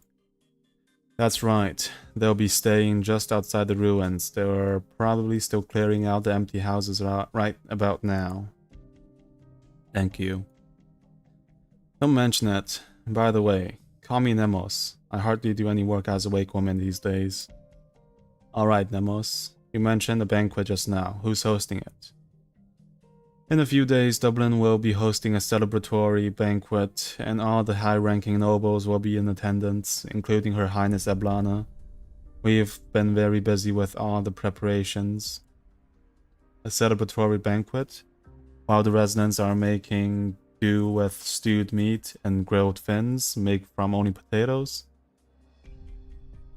The potato thing started out due to a food shortage, but now they're just used to it. But Dublin is aware of the situation in the city. They're calling it a banquet, but didn't see any eating or drinking on the itinerary. Whatever the fuck that word is. I'm not trying to cover for anyone, Miss Lufsheni. I truly believe that Dublin wouldn't turn its back on the people of Tara like that. Now, if you excuse me, I must be going. She certainly left in a hurry. So if directly removing the violet flames would only cause a panic, what if I were to do it more subtly? To plunder whatever you want then. Who's there? The noble red dragon turns around and sees a figure engulfed in blazing purple flames. No, if the other residents have been merely kissed by the flames, then the person standing before her seems to have been forged from the purple fire itself. The flames don't look harsh, yet they distort the very light around them. But unfortunately, what you want sounds incredibly boring. After all, Tara's flames have already been dyed that color. That's just a fact. You know about the flames. I happen to find out about them, yes. Tell me everything you know. It's extremely important. Why should I? I need to stop people from being engulfed by the purple flames. So you can replace them with your own flames? As long as the people of the city are safe, the color doesn't matter. What grandiose nonsense. It's almost nostalgic. Your excuse is so clumsy that it's laughable, Red Dragon. What is your relationship to my sister, sir? Nafshini takes a step forward while the figure steps backwards, preserving the distance between them. Relationship? You, your sister, and I are all cut from the same cloth. We all crave power, conflict, and bloodshed. We are all itching for what comes next, eager to set the land ablaze. But this time, I'll stay out of it. Until the lair is consumed by flames, I'll be cheering on both sides. Goodbye. Wait.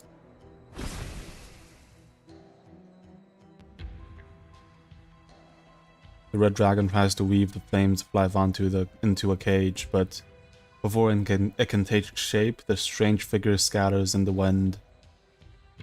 Her fire only briefly illuminated his long tail, then returned to nothingness.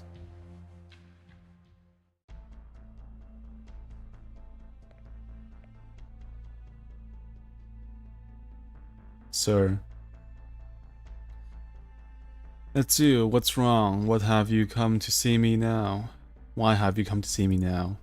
Don't tell me there's another problem with your grain shop that I have to deal with. I've never traded you as a subordinate. We're business partners, understand? I understand. Good. As long as you do, I have another shipment that needs to be escorted out of the city. Leave soon and be back before curfew. Sir, about that. About what? About the grain we sent out before. You said it wouldn't affect the city's food supply, but now we are all stuck eating morning potatoes. Do you know what it's like in other parts of Taura? They don't even have potatoes. Now sour sea agricultural output is already top tier, and we are taking urgent measures to help your countrymen, understand? Besides, how much did you earn from just those last 2 carts? Look at it this way. The people of Nausarius Sea aren't starving. At least they are sour. At least they've got potatoes to fill their bellies. What's more, it's almost harvest time. There will be plenty of new grain then. I'm worried that your tiny shop won't have the throughput to sell it at all. Still, I'm not one to force anyone to act against their conscience. If you really feel that bad about it, you can always just transfer your business license to someone else and close your shop. But how will I eat then? I told you, you're not my subordinate. How is that my problem?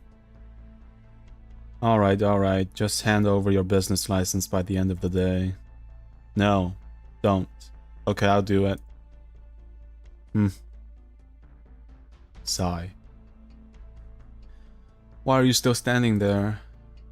I have something else to discuss. My friend told me that lately the dark mist in the forest. Dark mist? If I needed you to remind me about that, I might as well just quit right now. There will be someone waiting for you once you're past the gates. Just like always, anything else is none of your concern. Now go. Sir. What is it? Did the brigadier say something when he was on patrol this morning? No, sir. He didn't come around this morning. The leader sent him on another assignment. Phew. Then what's got you in so much panic? It's officially harvest season for the agricultural plate into the south. Isn't that a good thing? Yes, but all the skilled agricultural workers have left the city. Just follow the handbook. Do exactly as it says. Got it? Yes, sir. By the way, what's the estimated yield for the entire plate? Report it to me and I'll consolidate the numbers later. We're not exactly familiar with this sort of work either. You're useless. Can't you at least tell when the crops are ready for harvest? They're definitely ripe, and we wouldn't have harvested them in the first place. Then isn't it just business as usual? Report a normal yield based on previous years. Now get going.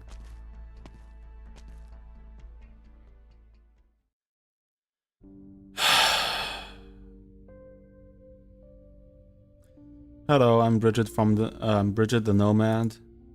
What do you want? I've delivered all my letters to Nasarisi, so I'd like to go to the highest point in the city and let the wind carry my message to brothers and sisters. Then I'll be on my way. Ah, now I remember. It's you. You've been here so many times, and we've never let you up there even once. Haven't you learned your lesson yet? Even the Victorians let me up to the top of the citadel when they were in charge. Do I look like a Victorian to you? No, you're a Terran. Then you should know that since we're all Terrans, there's no need to indulge those outdated customs of yours anymore. All that nomad and wakeman nonsense, it's all stupid superstition. Now get moving. If you don't, I might just have you arrested. Fine, I'm going. No need to make a fuss.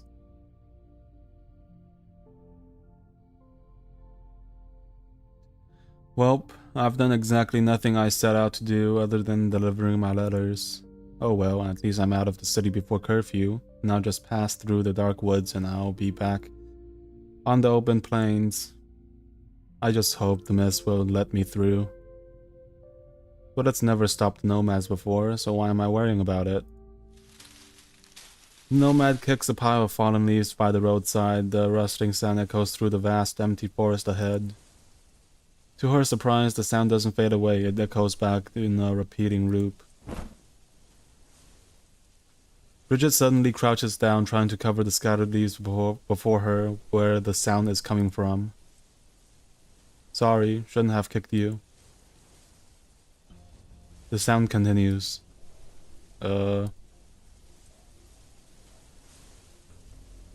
It doesn't stop. Instead, it grows louder and louder, echoing until it becomes unbearable, deafening cacophony.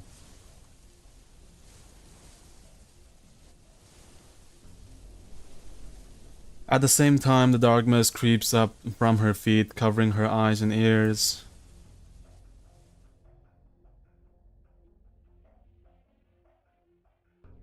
Until she realizes she is back at the forest entrance.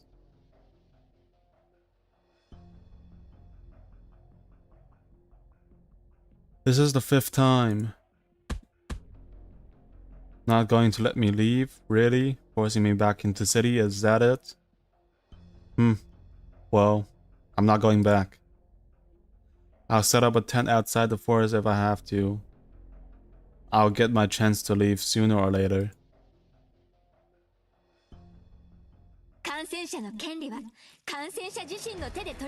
Bro. So one stage takes a whole fucking hour to read. That's crazy.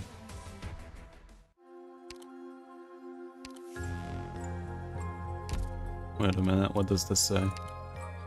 Can be ignited by burning vine or burning wick. When defeated while ignited, deals a large amount of ice damage to surrounding units. Okay.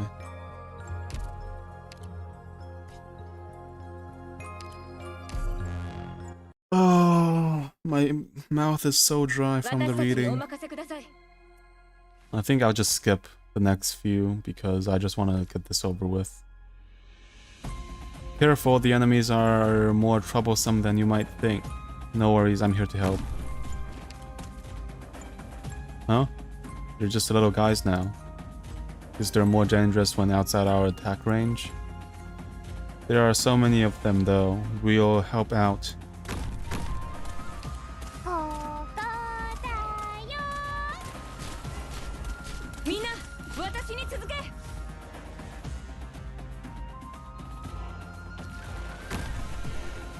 Watch out. Enemies over here too, leave them to me.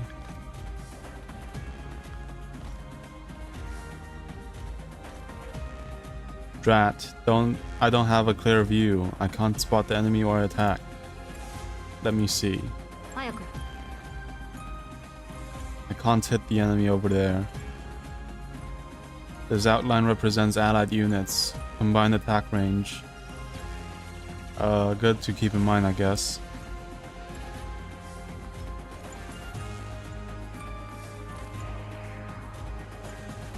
Cannot be attacked and blocks the vision of your units. Okay. みんな私に続け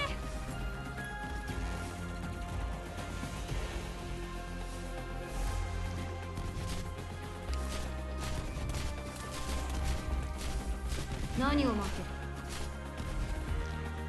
る You know, these thickly things have been growing this whole time. Uh-huh. Seems like the vines spread out to the adjacent tiles. I'll try to stop them. It's working, but I'm taking continuous arts damage just by standing on the affected tile. I'll draw their fire. Let's focus on the fight. みんな私に続け Uh-huh. 持ちこた作戦準備をお願いします。注射薬の用意が整いました。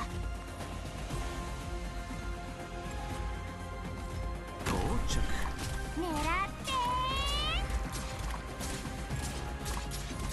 みんな私に続け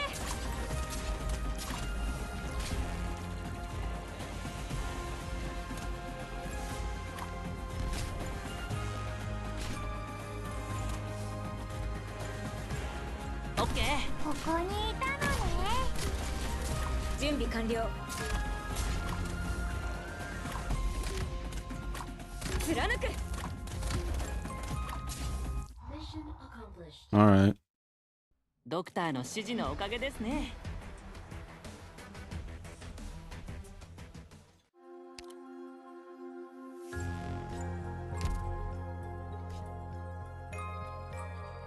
What's the medal requirement again?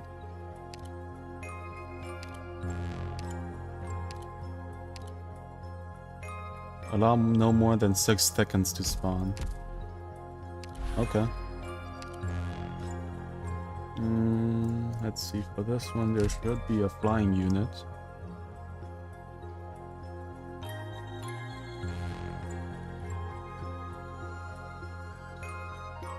Huh.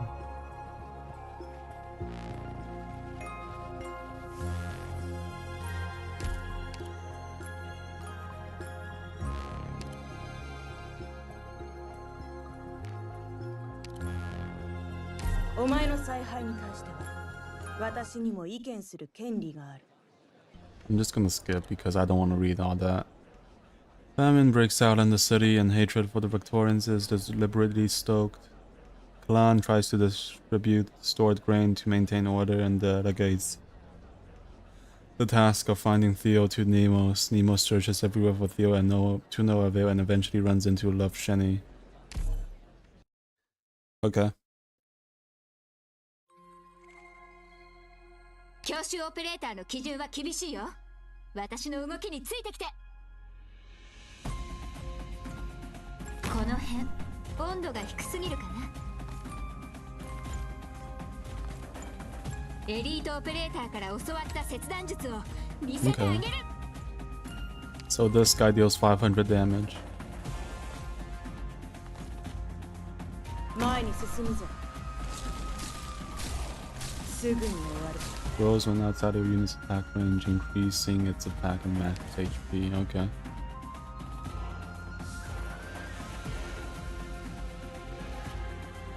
Shouldn't be too bad. すぐに終わる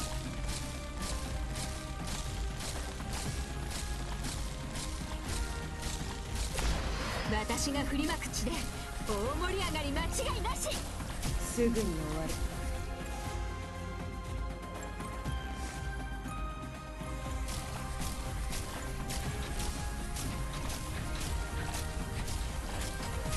諦めるな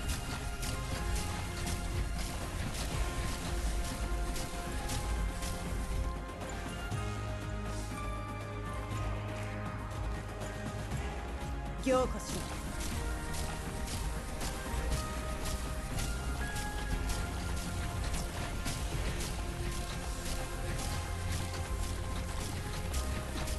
凝固しろ。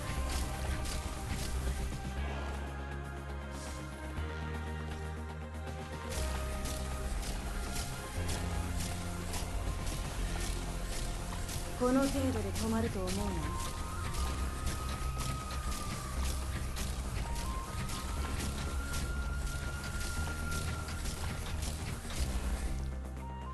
この程度で止まると思うな。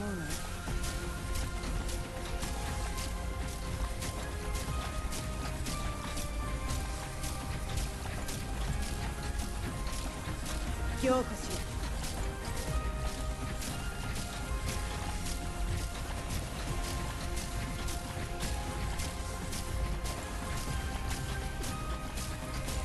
凝固しろ。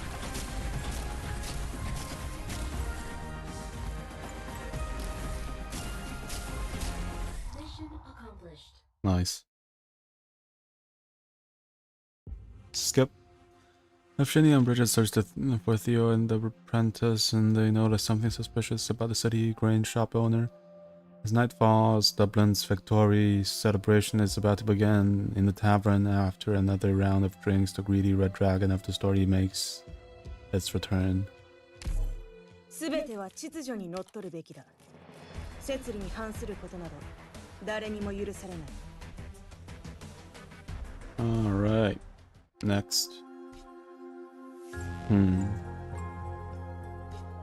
This feels like it can be solved with another Blazaria combo.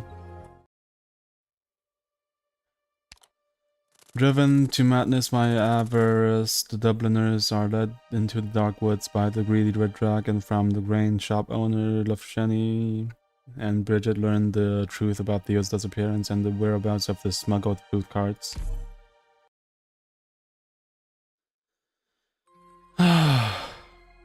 教習オペレーターの基準は厳しいよ。私の動きについてきて。Let's see. Oh.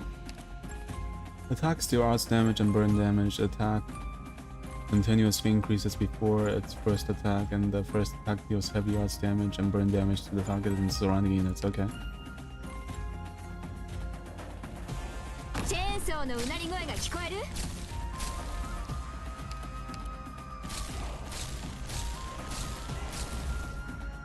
？Oh, I see. So they get ignited. 前に進むぞ。凝固しろ。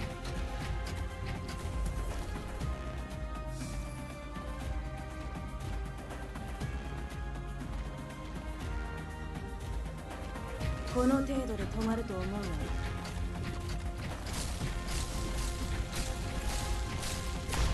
な。もしどこかが急に発火したらそれはただの副作用だからね。この程度で止まると思うな。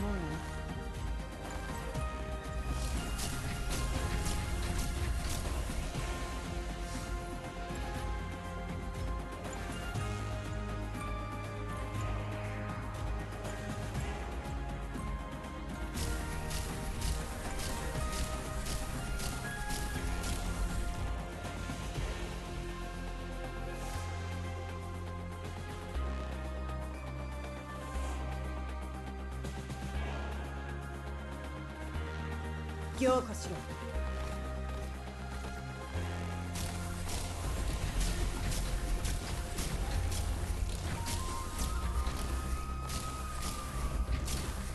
すぐに終わる。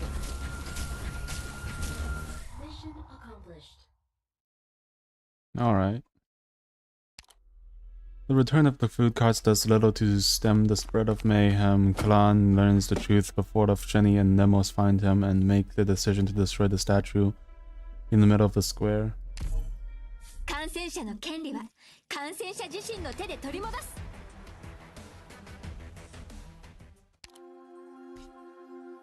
Alright, for this one I just have to prevent the spread. And I don't know where it starts to spread.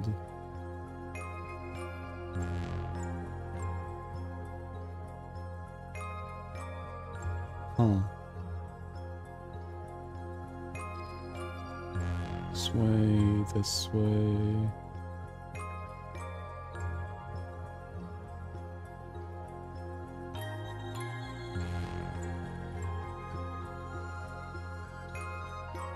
Let's see.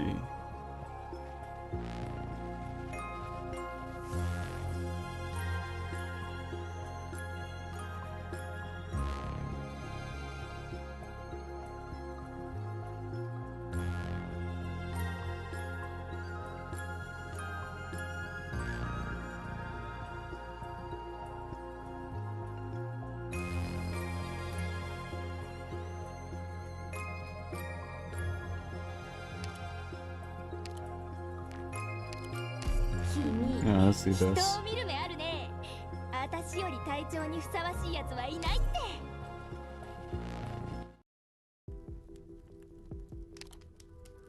Land drags the sculpture of the city square and tries to make the masses to see reason, but dies surrounded by the crowd's madness. Then purple flames burn and Eblana descends. The first fragmented story ends here, while the curtains slowly unfurl on the second.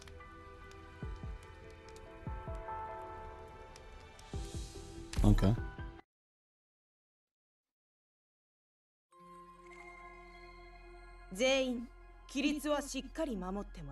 In these weird woods, sometimes you'll find empty show left by certain kinds of fae.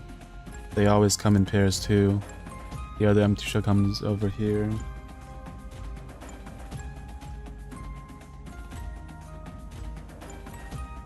When the operator is deployed on when its twin will copy the range, but facing the opposite direction. The copy's attacks also deal burn damage. Make sure to use them when you find them. Okay.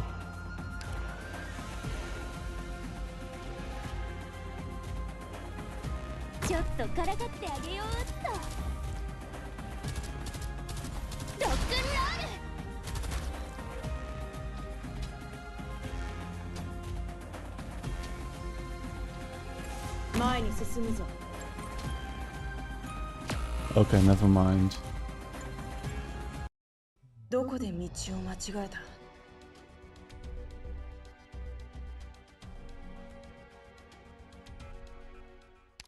Let's see.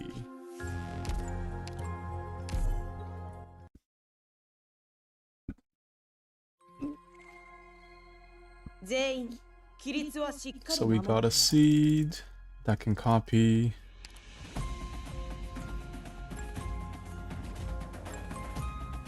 Do this. Alright,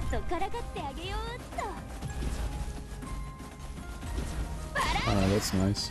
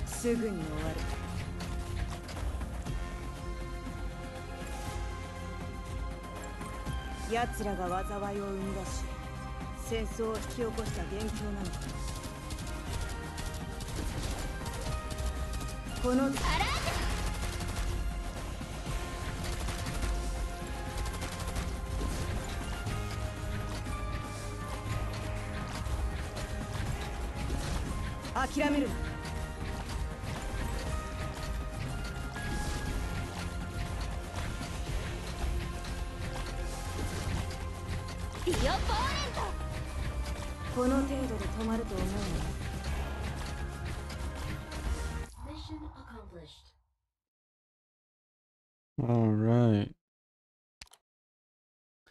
Statue burns in a square and invitations to dance both past. Dragon of pride, who snubbed all companions, talking only to herself in the mirror from time to time. Once at Samhain, she was to host a grand banquet, and her mirrored self was to help. But the two could not appear together before the guests, or the reflection would perish. The reflection had no choice but to obey the dragon's will. She went and fetched the wakeman for the banquet. The Wakeman rejected their invitation and told the Reflection to desert. Still, the Reflection returned to the lair on her own, only to find the banquet had already begun.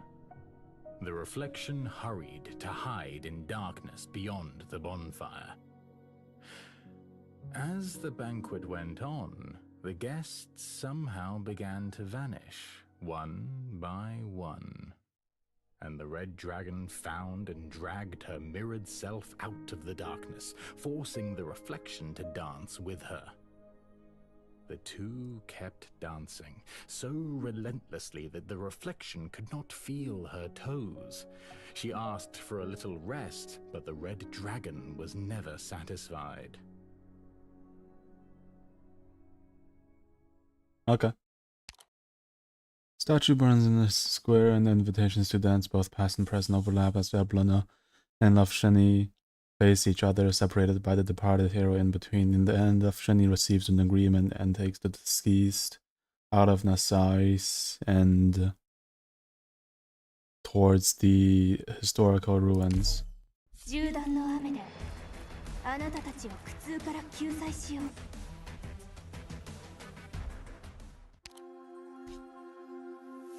Okay, so 2 objective points.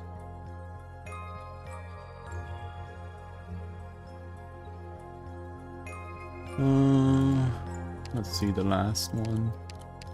Takes root and becomes thicket when on a meadow. Okay, and meadows are these green things. Okay, I see.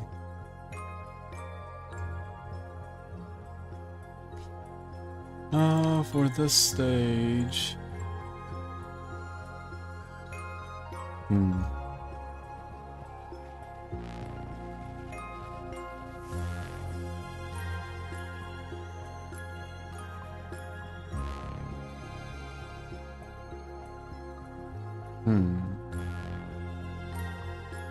Thicket cannot be attacked and blocks the vision of your units. Shield and walls blocks the vision of your units.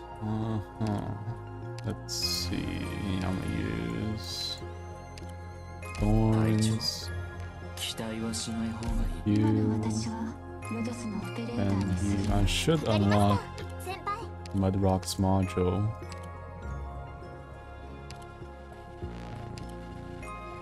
But I am out of modules. Alright. Skip. With the aid of the exiled king, Lafsheni penetrates the barrier of the Dark Woods and reunites with her companions. In the ruins, the Wakemen reject Lafsheni's unspoken words, but accept a request to hold a funeral for the departed.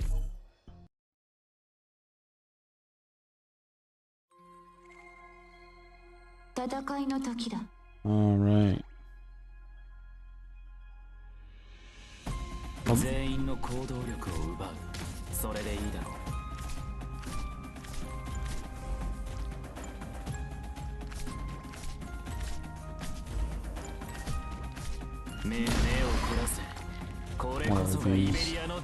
Shield and wall blocks the vision of your units. Okay. Thicket. I don't know the difference, but okay. Deploy. Huh. Let's just deploy you here. Whoa. What's this? What the fuck are you?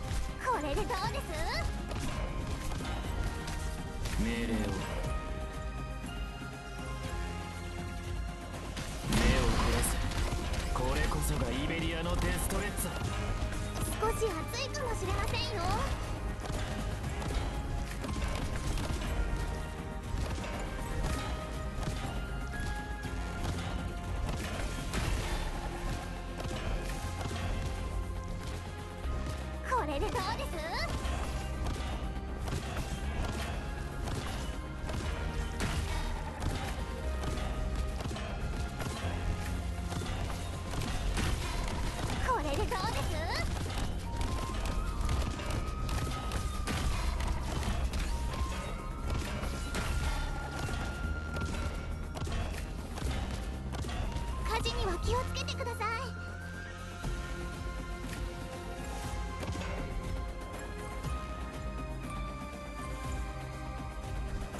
I see.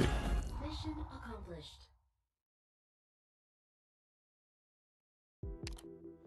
Eblana welcomes an unexpected guest in the city, and the ruins outside of Sheni witnesses a traditional Terran funeral's fire returning ceremony. どうして争いは終わらないんでしょう。 Alright. Here's when your operators are deployed in the four adjacent tiles of a shield and wall. I see. Does it do anything, or is it just fucking... Okay. Okay. This looks easy.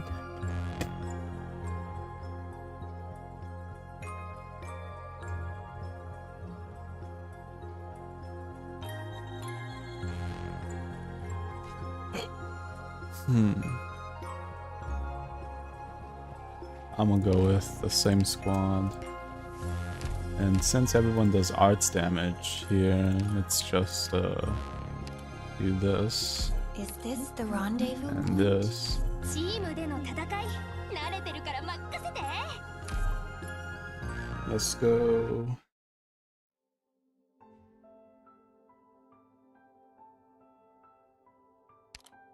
After the funeral, the exiled king once again appears before Sheni, inviting her to witness the secret within the palace ruins for herself. But Sheni comes face to face with Tara's past and the story of the exiled king himself.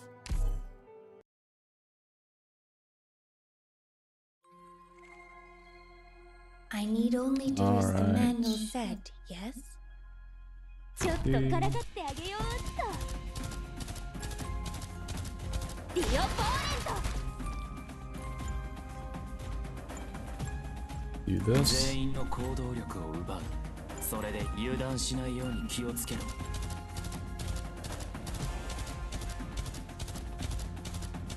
And then do this. This is the battlefield. Shouldn't this block?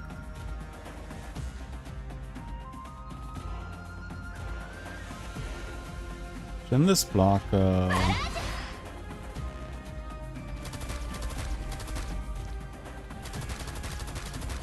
XCI's range?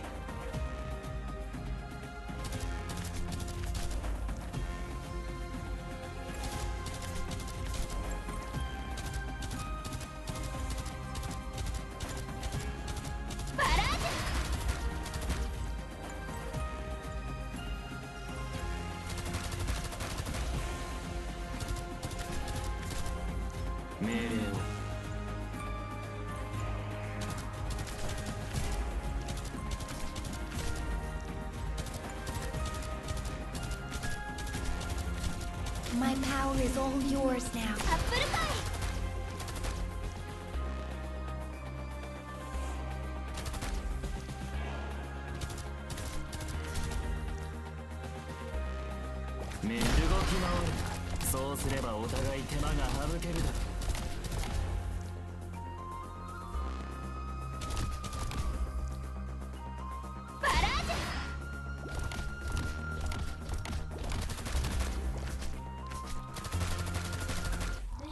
Okay. Couldn't even get Thorns up and running. Casualties of the city are heavy. The flames of hatred burn furiously. Jenny returns to the city with Bridget in the ruins. The Wakeman and Moran talk about Tara's past. In the tavern, the unnamed woman continues the story. 銃弾の雨であなたたちを苦痛から救済しよう。 Okay, how many of those do I have? 300 is far from enough. Okay.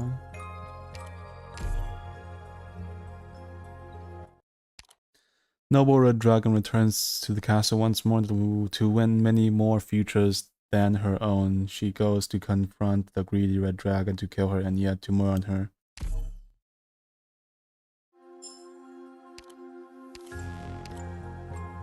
I wonder if we can get a quick run.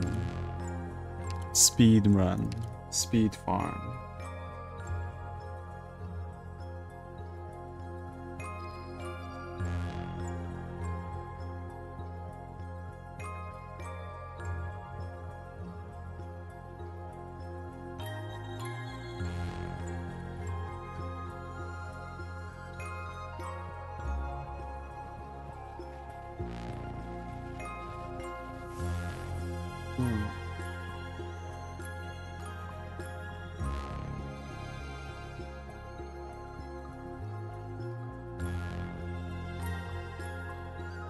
Let's see.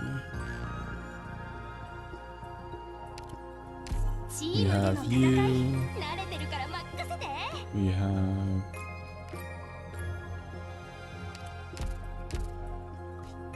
Do we even need that?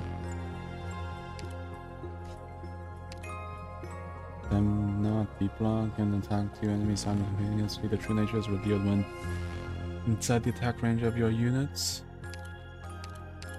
Okay.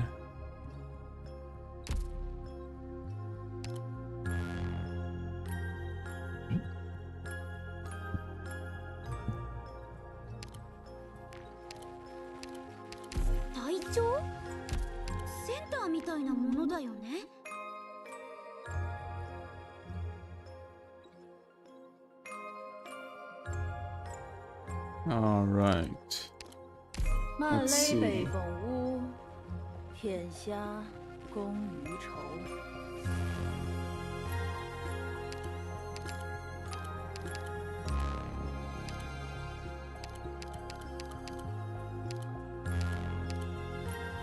长火浅张，大荒不成，历历在目。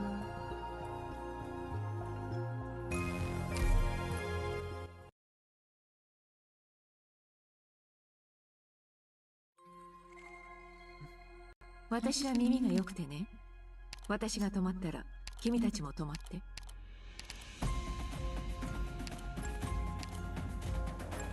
This. 烟酸如秋莲。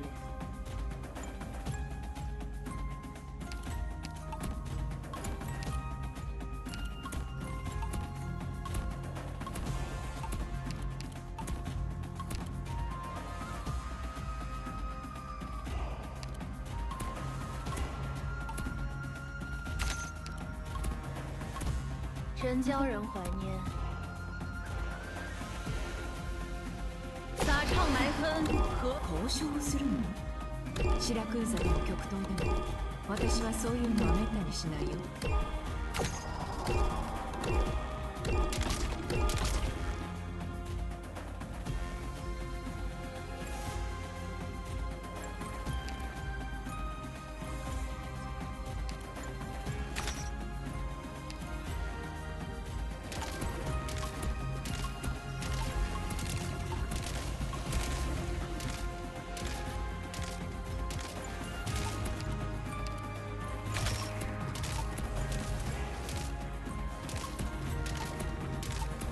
不能饿了吗？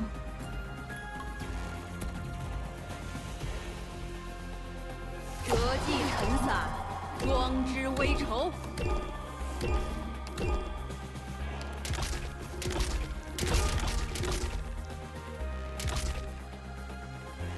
All right.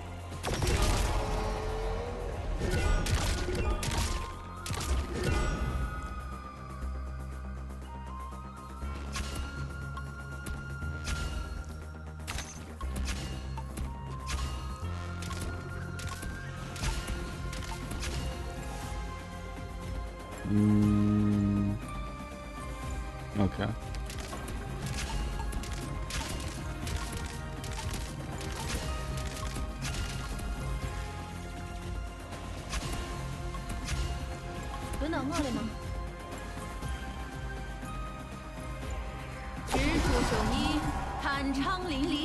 Okay, 21 kills.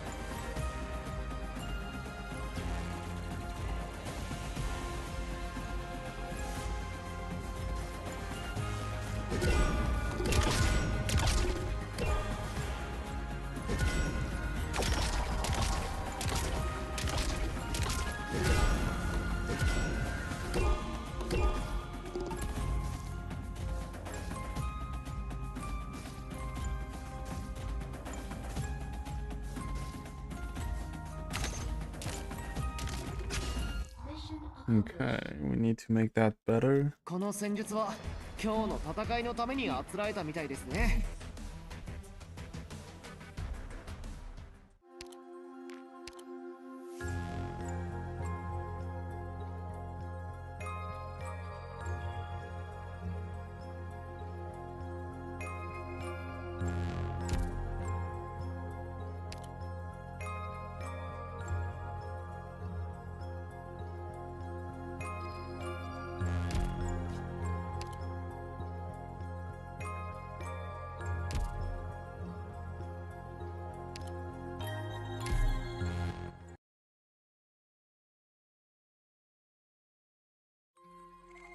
準備を整えて出発しましょう。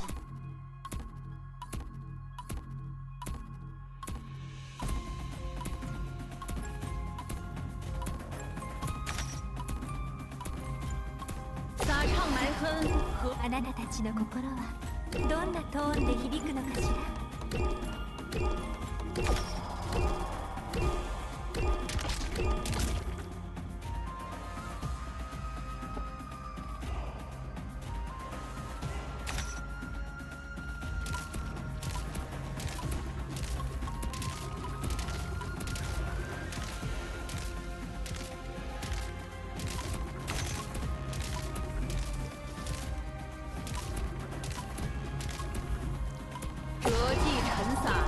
光之微愁。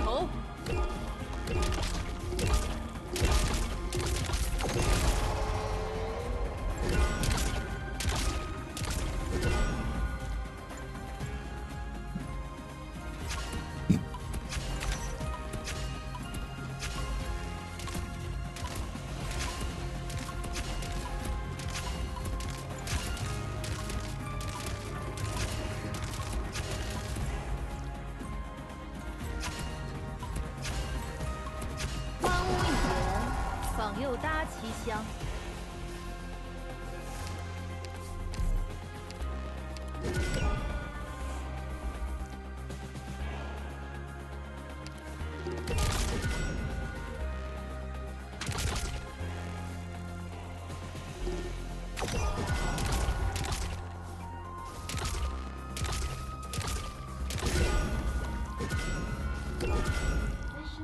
Alright, that went well. 終わったの？あなたの勝利は私の演奏で飾り立てるまでもないわね。そんなことをするよりもあなたにあの流れていった雲を奏でてあげたいわ。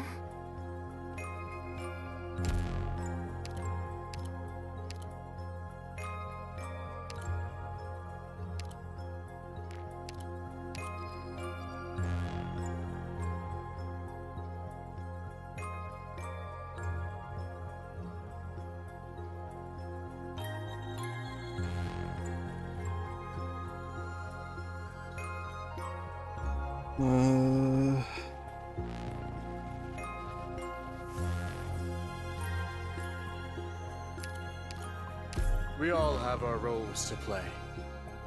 Use my abilities as best you see fit.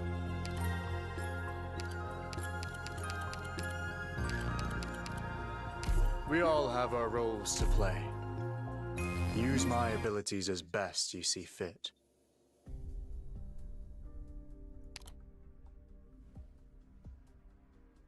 Neblana falls, but the purple fire in the city burns even fiercer. Of Shani, Nemos, and Bridget each take their own action, here ends the second story.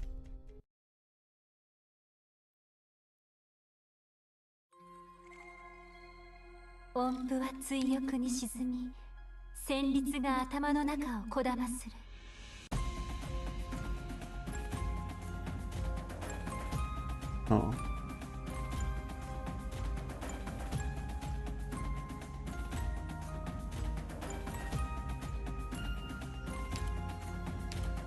風がそよぐ花園に月明かりが差したばかりだというのに、あなたにはもう秋が見えたのですか？聞いてるけど。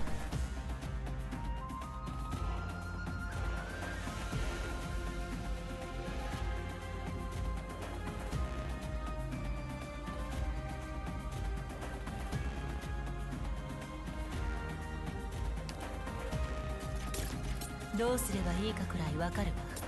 私に命令しない。絶望の匂いまでカムフラージュできないわ。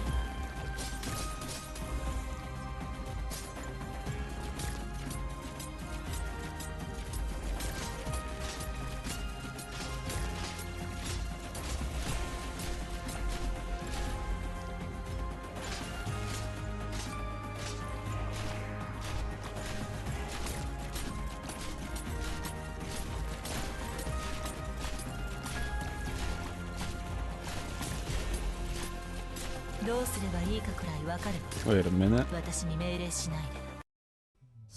敗？僕にはそうとは思いません。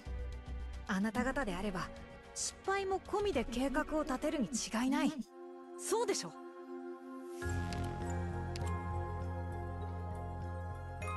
？Huh. 今日はどんな聴衆を集めてくれたの？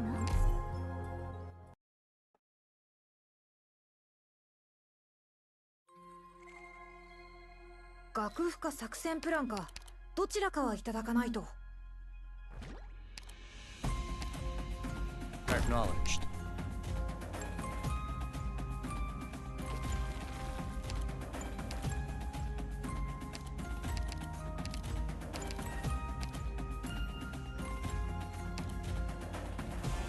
誰を餌にするか決まった？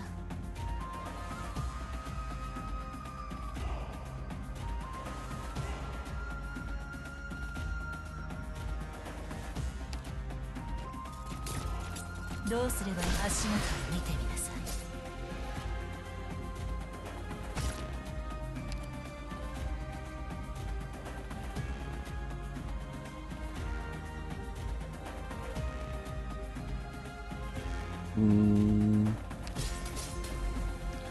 即興をお楽しみあれ。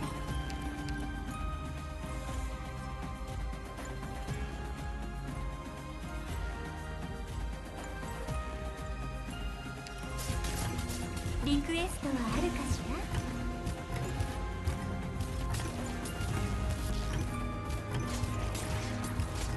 リクエストはあるかしら？ What if thy pleas falleth upon death? 思いっきり自分自身を感じて。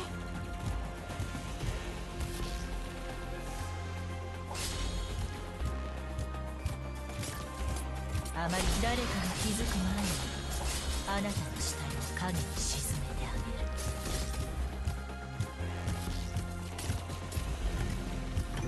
る。いつでも演奏できるわ。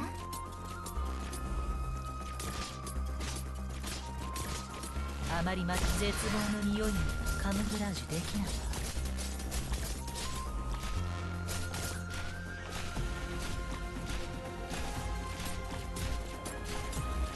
Made up your mind?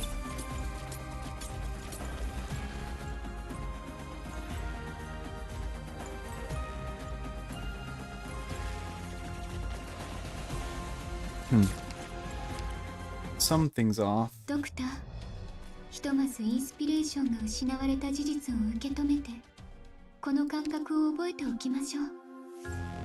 いつかこの詩が完成することを心より楽しみにしています。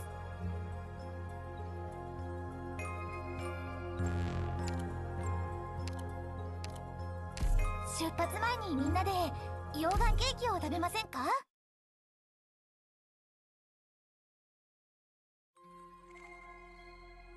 皆さん、もう一度防火装備の確認をお願いします。溶岩と安全な距離を保って隊長の報告は怠らないようにしてください。 Acknowledged.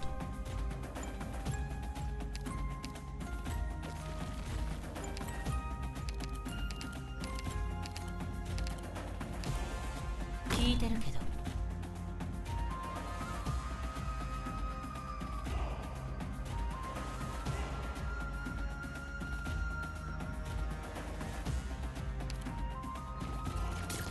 どうすればいいかくらいわかるわ。私に命令しないで。誰かが気づく前にあなたの死体を影に沈めて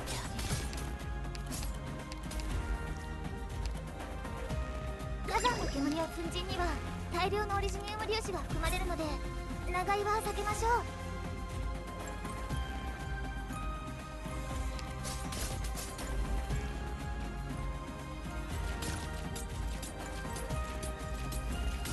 What do you art thou mine worthy enemy, or art thou not but a jester? どうすればいいかくらいわかるわ。私に命令しないで。あまり待たせぬ恐怖が隠せない。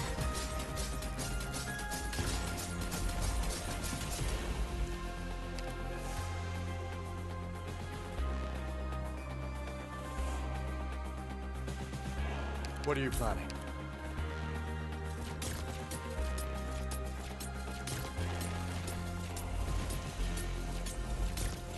あまり待たせないで。誰かが気づく前にあなたの死体を影に沈めてあ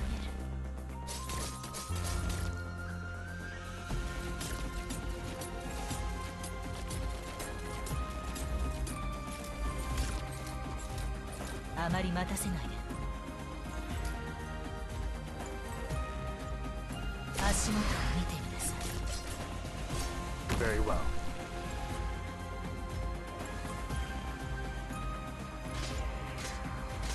Made up your mind?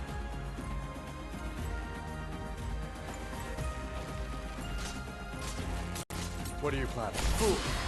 For what reason hast thou come? どう誰かが気づく前にあなたの死体を影に沈めてあげる。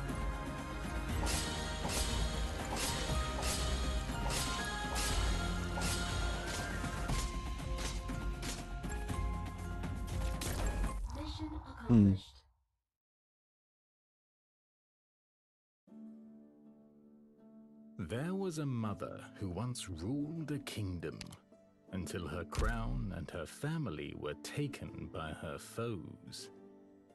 The mother had a powerful daughter who then made a pact with the dark. ドクターのおっしゃる通りですね。 The stories are so long, I just don't care anymore.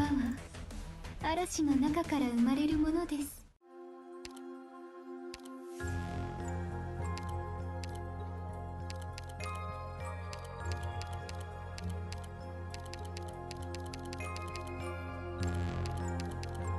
このような老いぼれまで呼びつけるとは、どこかで日向ぼっこにでも興じるおつもりで。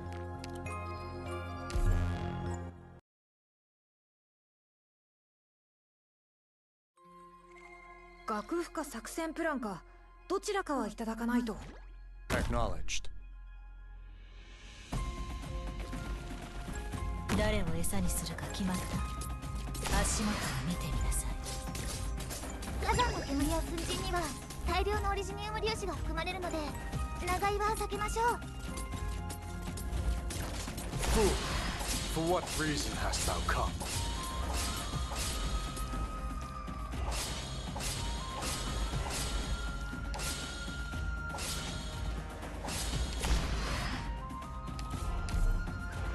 Made up your mind? 足元を見てみなさい。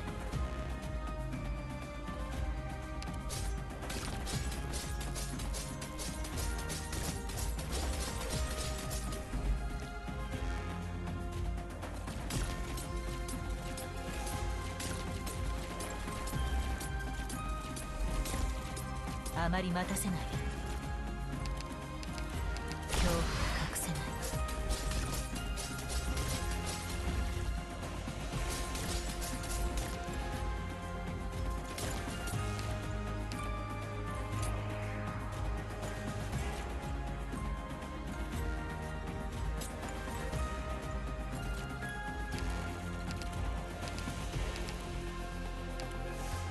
Acknowledged. Alright.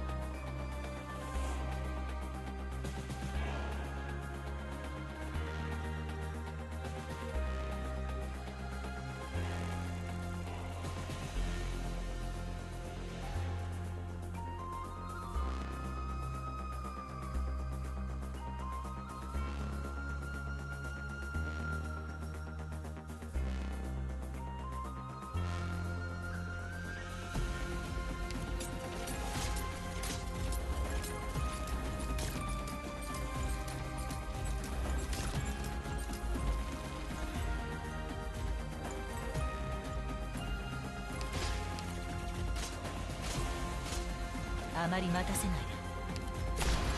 足元を見てみなさい。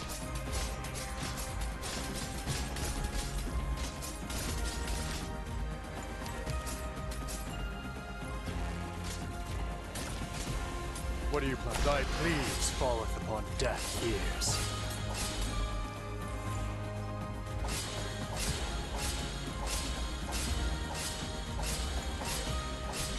Mission accomplished. 終わったの？あなたの勝利は私の演奏で飾り立てるまでもないわね。そんなことをするよりもあなたにあの流れていった雲を奏でてあげたいわ。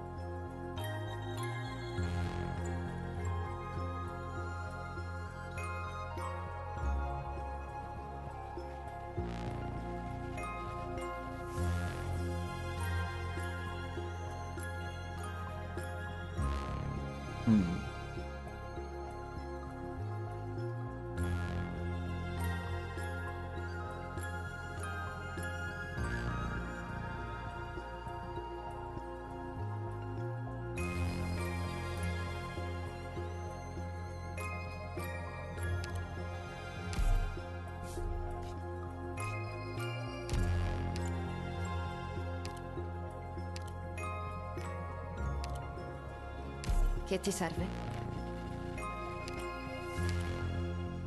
ロドスの戦いとやらを見せてもらおう。戦いに行くの？私も頭数に入れといて。お前の采配に対しては私にも。チームでの戦い慣れてるから。わかりました先輩。出発前にみんなで溶岩ケーキを食べませんか？ Is this the rendezvous point?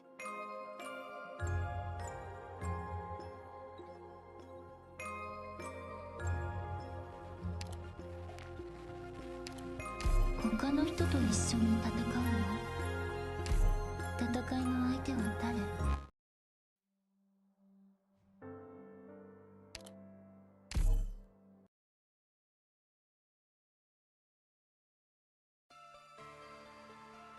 即戦即決しよう。俺の貴重な時間を無駄にしないためにも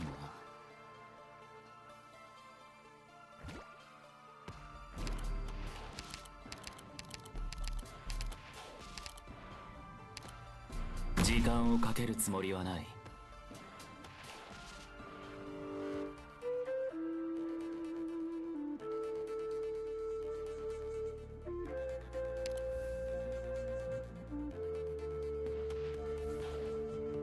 Non puoi fermarmi.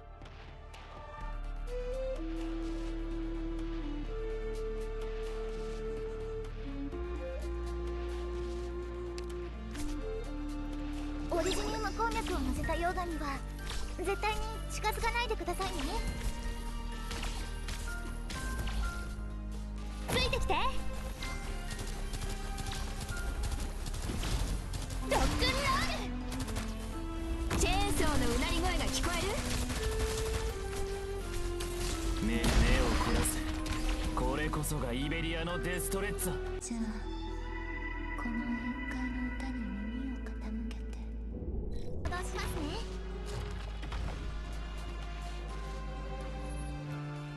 命をさらう石を溶けてしまえ。前に進むぞ。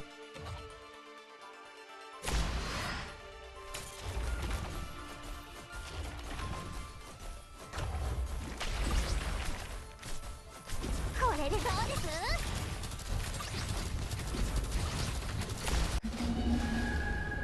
あなたたちの心に染み込んでいく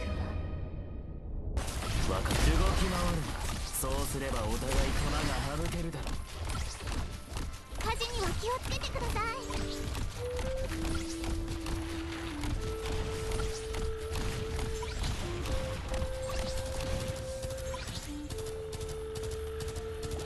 Non puoi fermarmi. 少し暑いかもしれませんよ。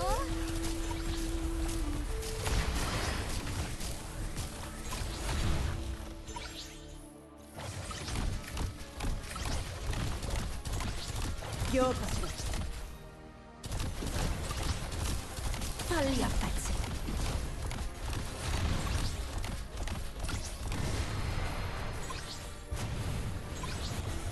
諦めるな。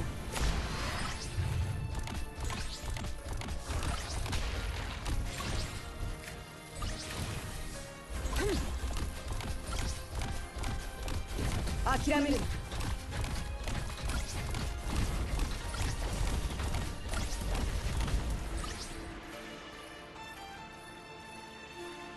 アップルパイ。すぐに終わる。Okay, that was easier than expected.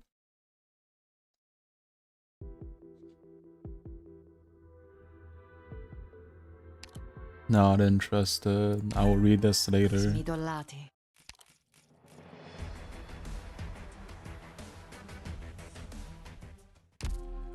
Holy shit, reading all that really just fucking drained me. I'll get this trimmed. Cool. Hmm.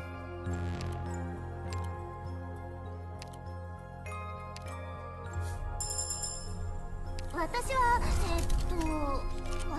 天才トランスポーターのブリギット。この手紙をロドスのドクターって人に届け。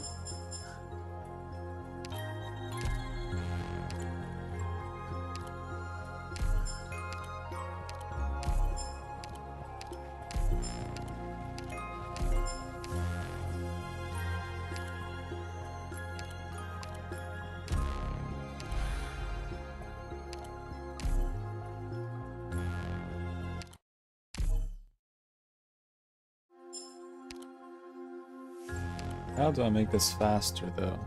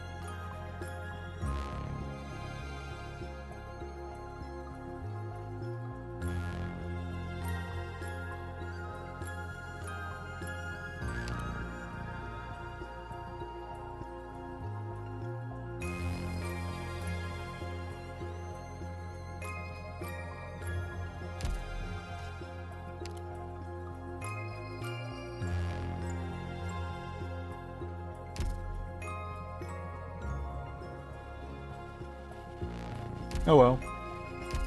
That concludes the event, and I shall stop streaming because it is 1 PM and I am tired, so